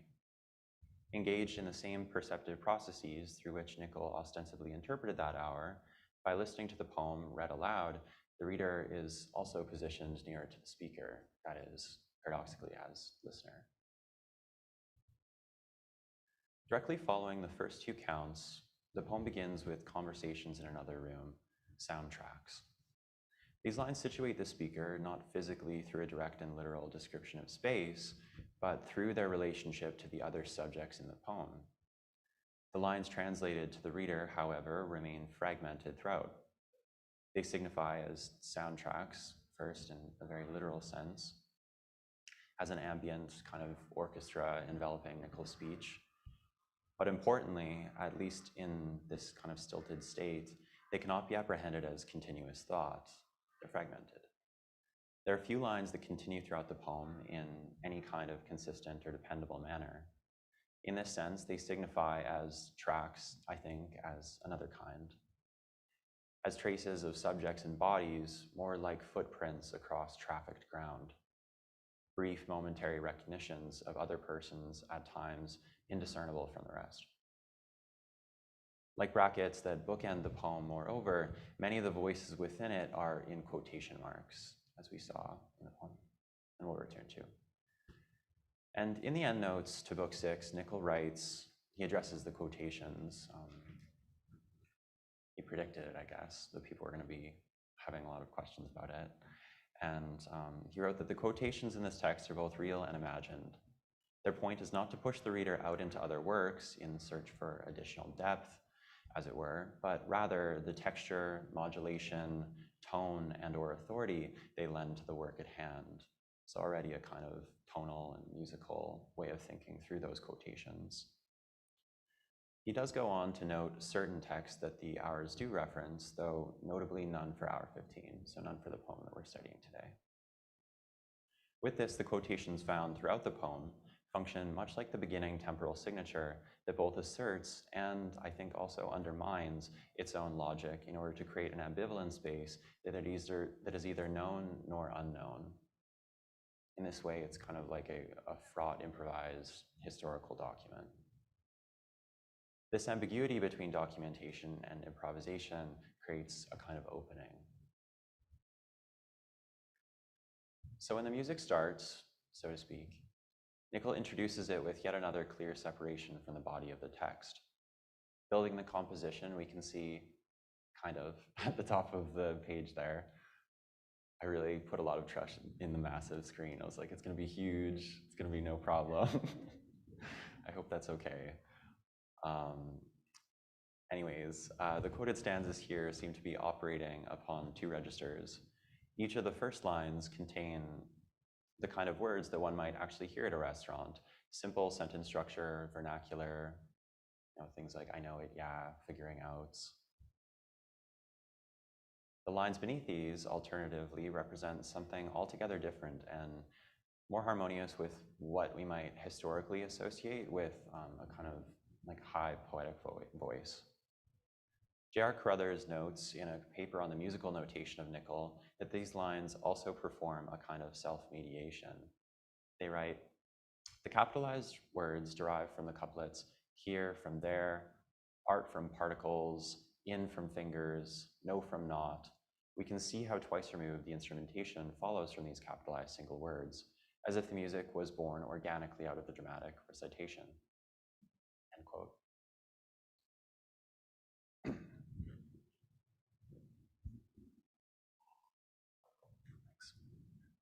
Carruthers' assertion here that the music of this poem was derived from verse fittingly accords with the ambivalent perspective that Nicol shapes throughout. The quotations exist somewhere between the found and the interpreted. In a similar way, the metrical count that concludes this composition paradoxically signifies its own absence. Since the quotations themselves are only fragments of presumably continuous tracks, the white of the page represents noise as much as it does the absence of noise.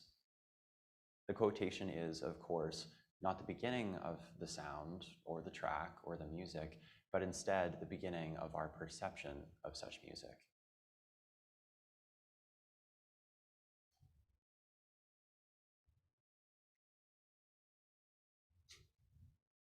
Thanks. Okay, thanks. Nichols' performance similarly extends this notion of the musical through the translation of his quotations into song. We noticed that when he actually sings. When initially listening to this tape, this moment struck me as a significant one. First, why that song? Maybe he heard it when he was in the restaurant, and also, what song is that? In my research, I experienced some difficulty searching for it because of just the particular way in which it's written. "You don't love me like I love you" is a line that's own cliche makes it quite difficult to search for. I had a lot of results. But based on the tonal modulations, I found that he's likely singing a track by Carly Simon, released the same year that the performance took place. I don't know if this is like a well-known song or if that was just lost on me. But again, it's one of those funny kind of intertextual experiences of, I guess, picking up archival threads, which is always so fun. Examining these lyrics, there are minor differences, namely Simon's use of the masculine he rather than you, employed by Nichol. In the manner of his suggestion that quotations are both real and imagined, this song operates somewhere within that register, a kind of improvisation within a quotation, although one unacknowledged. As I reread the poem, Nichols' vocalizations echo in these lines, now caught somewhere between the text read and the text written. As I've noted throughout some of the close reading thus far, there are many moments throughout this poem wherein Nichols' verse indexes an event through the conceit of a quotation. Dubious as these may sometimes be, the formal construction of the quotation at least feigns fidelity, regardless of whether it adheres to it or not. There are other lines, however, particularly at the beginning and end of this poem, that refer not to an event in the specific, but an apprehension of the event, often through the act of listening. For readers of the Martyrology, these lines remain one step removed from sensorial engagements. Sounding occurs internally, if at all. As listeners to a recording of this text, however, our orientation fundamentally shifts and the reflexivity of the language gestures towards our listening as much to Nichols. So back to us. So to return to that first line of the poem, 1, 2 conversations in another room, this orients the speaker near to, but separate from, the actual conversation. It signifies not what is said, nor who is saying it, but instead the awareness that something is being said at all. Toward the latter half of the poem, just after Nichols sings, he returns to a line very similar to this. All these conversations in the same room. It is a subtle shift, though there is a spatial reorientation we can notice here, from the exterior into the interior. The voices are still unintelligible, at least insofar as they're not directly quoted, but Nichols is now closer to them. Gosh, sorry. Indeed, the poem concludes with a gesture towards sound itself. You could shout yourself hoarse in this notion of noise. Here, the disjunction between the sonic and textual appears again. It is not noise that Nichols points toward directly, but instead the notion of noise, the event, one step removed and crystallized in kind of oblique signifiers. Rather than referring to any kind of specific sound, these final lines build a connection to listening in the general. As an archival recording, these lines perform a particular kind of affective work. Concerning sound and listening, these lines reflexively predict and point towards their own archivization in a really kind of uncanny way. Furthermore, the poem's improvisational engagement with personal history, that improvisation across that 1 hour period on that one day, allows Nichols to define and reinterpret the event. A night out of sync comes to signify in this way, in its containment within the archive, especially at Simon Fraser, not only the evening when Nichols sat in the restaurant and wrote, but also that day at Simon Fraser when he performed it. He thinks through the poem's complex relationship to time when he writes through this in the conclusion. Where does the poem live in but in this din? As we progress towards the conclusion of the poem, I'm going to begin to inch my way nearer towards my own. What most fascinates me about this poem is how its reflection upon and ambivalence towards the material record creates opportunity for broader considerations of the event that it purportedly records. Certainly, listening to this recording, we become privy to the extra context that Nickel provides us, to which the poem is produced, but our own orientation to the poem as archive changes as well. The final lines of the poem read, "Where does the poem live in but in this din, in the midst of this accompaniment? So much part of the intent it's written out of." And then a particularly great line, "Audio densities I return to," 3, 4.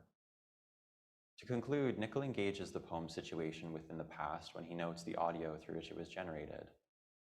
And he creates a through line by suggesting future reflection, these audio densities that he returns to.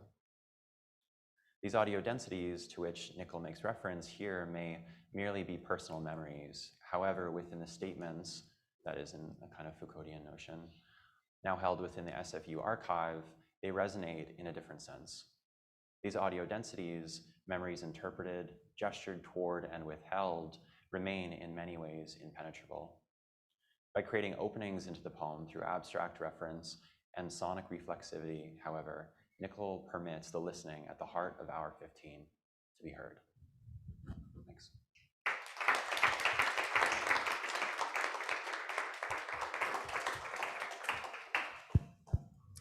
I'm just going to begin by checking in with our organizers. Jason, Catherine, is it okay if we take another 10 minutes or so for conversation? We're close to the quarter-hour mark that we were scheduled to conclude at. Yeah, that would be fine.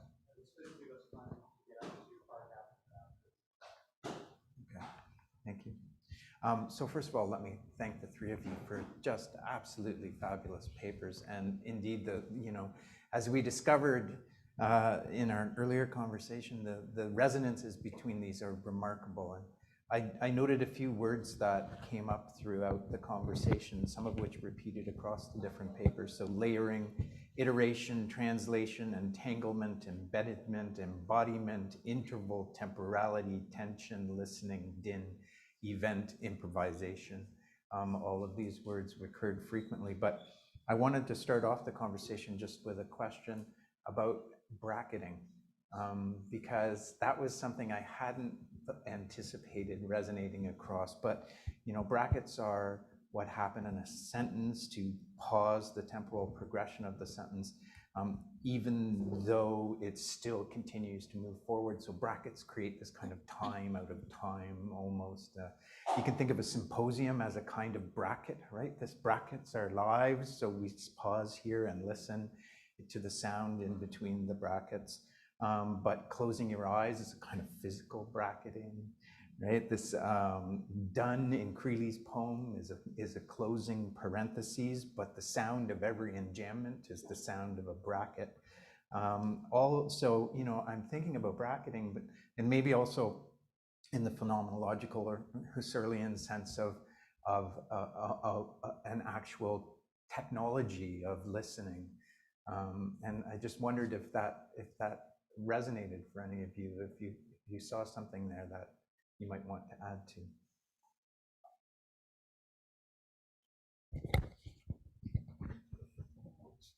Okay, sure. Okay. Yeah, so I was thinking about bracketing in a physical sense in this paper. Firstly, as a kind of like object, as a physical kind of container, like as a cassette or something.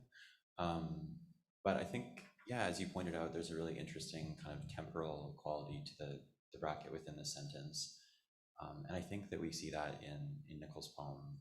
But I was also thinking about silence too, and how, and I guess that probably crosses over with its temporal engagement, but how the bracket, yeah, kind of like encloses something that's not said. And then so I think there's probably more to explore within my reading of hour 15 in terms of thinking through, I guess, the silence of everything that's contained within that. Yeah, I guess like within like a larger grammatical structure of the poem, like what it means for just the metronome to exist and for the entire poem to just be contained. Wonderful. Thanks. Anything further? We can turn things to the audience, but if either of you would like to add to that?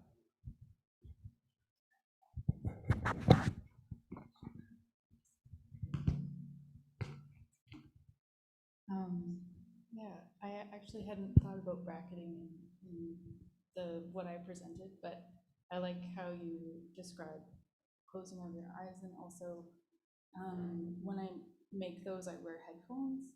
So yeah, I didn't really consider how that is like another physical bracket that it puts you in another space. Lovely. And was there bracketing in the coding as well too? Yeah. Yeah. So yeah, that was the other one that twigged for me. Yeah. Totally. So that the physical writing of the musical composition itself requires brackets. Yeah. Yeah. Otherwise, the computer doesn't know what you're trying to say. Lovely. Yeah, and I was it's kind of an oblique thought, but I was thinking how silence, or how listening and speaking are kind of bracketed within one another. Heidegger has this essay called Language, which is wild, but he talks about kind of the mutual, not only interdependence of these two, that listening and speaking implicate one another, but that they're each contained in this weird way within one another in a kind of bracketed way, that one has to listen to be able to speak at all. And so, there's this dependence between silence and sound that I think is really provocative and applies to everything here. Yeah. Fantastic. Thank you. Thank you. To the audience, questions, comments, provocations?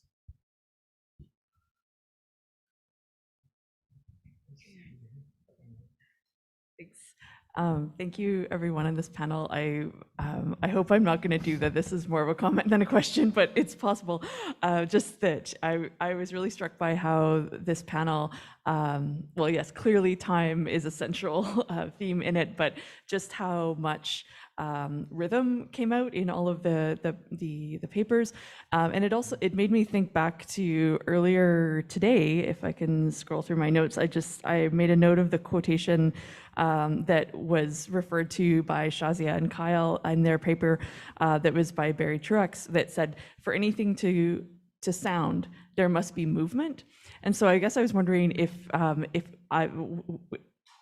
any one of you, if you could speak to the connection between rhythm and movement in the examples that you were discussing, because it was just making me think about the ways in which in Megan's first piece, I was thinking so much about the way I would describe the sound as like a sort of a pulsing or impulse, and sort of this, I was really started thinking about movement there. And then I realized as we went through each paper, there was such a sense of the movement either in the language or what the body is doing while listening or experiencing that. So whoever would like to speak to rhythm and movement, go for it.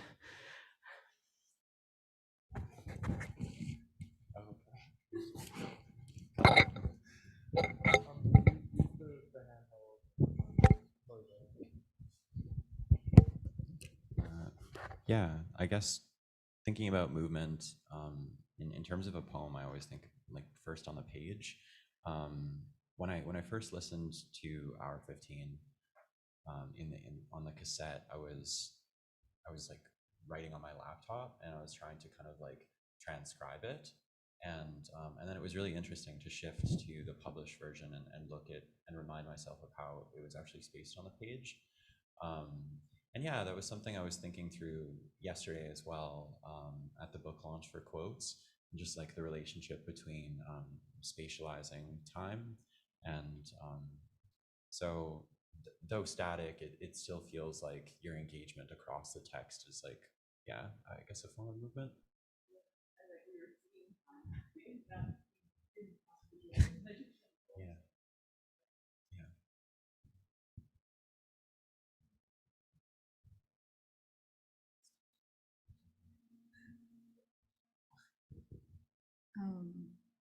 Yeah, I really like that question, Catherine, because I think about movement a lot, but maybe more so in the fact that like everything is made up of molecules, and molecules are always vibrating.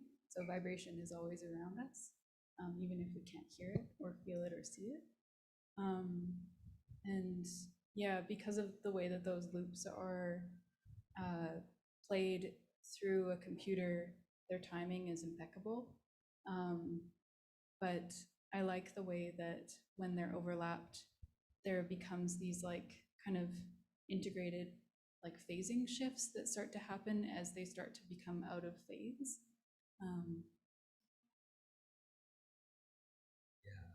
Thank you for that question. And going off of what you just said, I feel like that is also present in the Creeley poem, because it's written in, three groups of three, but the enjambment creates this weird, I mean, it sounds like jazz when it's read aloud, right?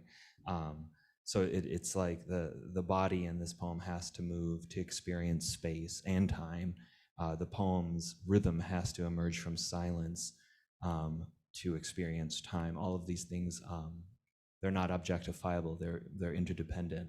And I think that's really cool that the poem is not just about these things, but that it actually enacts them in this really cool way. And I think in such a direct way too. You can't help but feel what Creeley is feeling in a sense.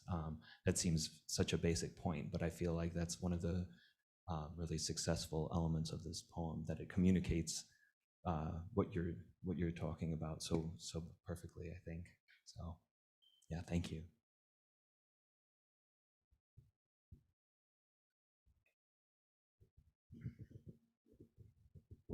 Hi.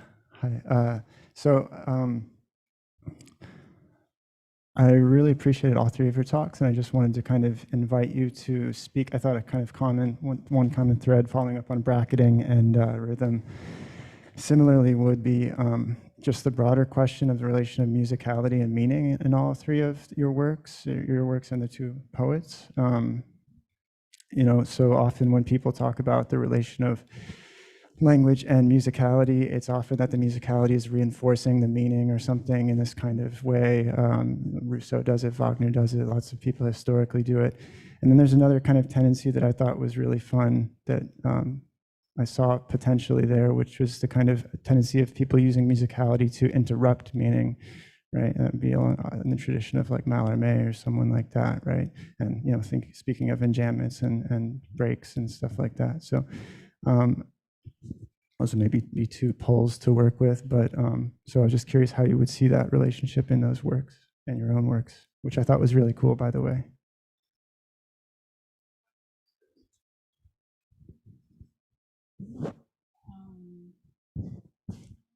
I feel like I'd have to think about that question for a while before I had something really smart to say. But I liked how you referred to the aspect of musicality being something that can interrupt meaning, and that it's not just necessarily like an illustration of something, but that it becomes something else entirely.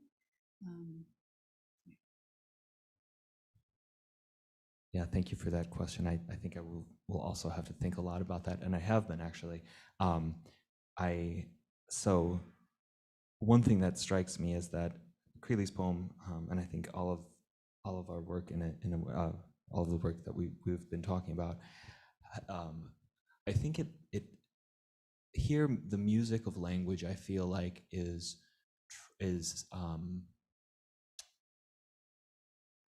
reconstructing in a way, deconstructing and reconstructing the way that we normatively experience the world. I think Creeley's poem is kind of about how our objectifying perceptions, there's something not quite right about that, and we have to kind of hear the world in a different way, experience the world in a different way, to get some. I think that's where Whitehead comes in, right? We can't objectify process, but it's there all the time. I think the music in Mallarmé functions the same way, calling our attention to something that's always happening and yet is somehow imperceptible. And that's what I think is going on in Creeley's work. How can we experience language as music, and how does that change our perceptions? Yeah, that's great. Yeah, that was a really great question. I think I would just say that as Carruthers notes in their paper, in that building composition section, there's like a really amazing kind of breakdown of I guess the grammar of English that's used, and then kind of relying upon like a musical grammar instead, and treating letters as kind of notes and then harmonizing with them. So yeah, I would say it's just another way of like defamiliarizing and working with like different kind of grammar or syntax.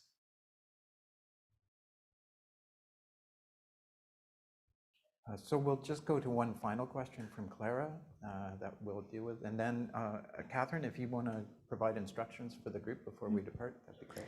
Thanks. Mine will be short anyway. I'm following in Catherine's footsteps with a comment more than a question, and also in my own footsteps of asking yes/no questions.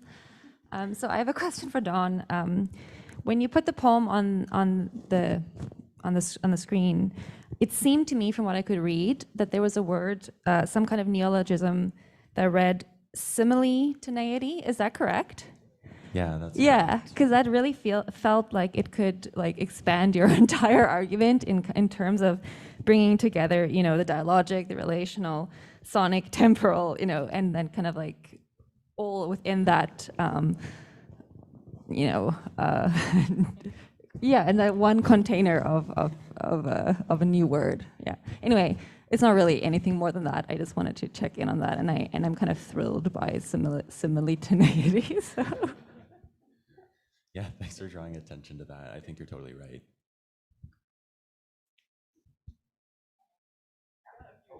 So, please, you go ahead and provide some instructions.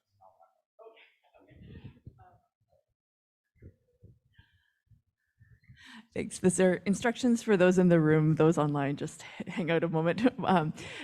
We are going to be shifting over back to the De Sèvres Cinema for the closing plenary talk by Deanna Fong and Felicity Taylor. There are snacks that have arrived that look delicious, so do grab a snack on your way over. So we'll be heading over there, I think, to start in 15 minutes. So don't get too caught up with chatting and snacks. Sort of make your way over as soon as you can. Then after that, tonight is the poetry reading and closing party at Ursa on Park. Check the online program for the address, and also for our dining suggestions. We'll remind you of that again after the closing panel, but there's great places right up there in that neighborhood. So I think that's all.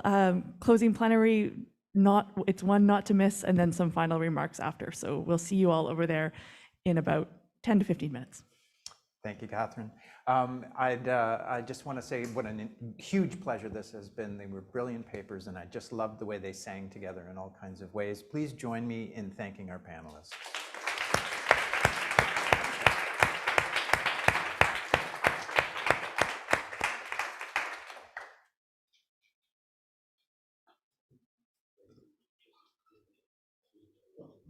Thanks everybody who came live in person and on the Zoom. We're going to close up the Zoom now, but thank you guys very much for attending. Have a nice afternoon.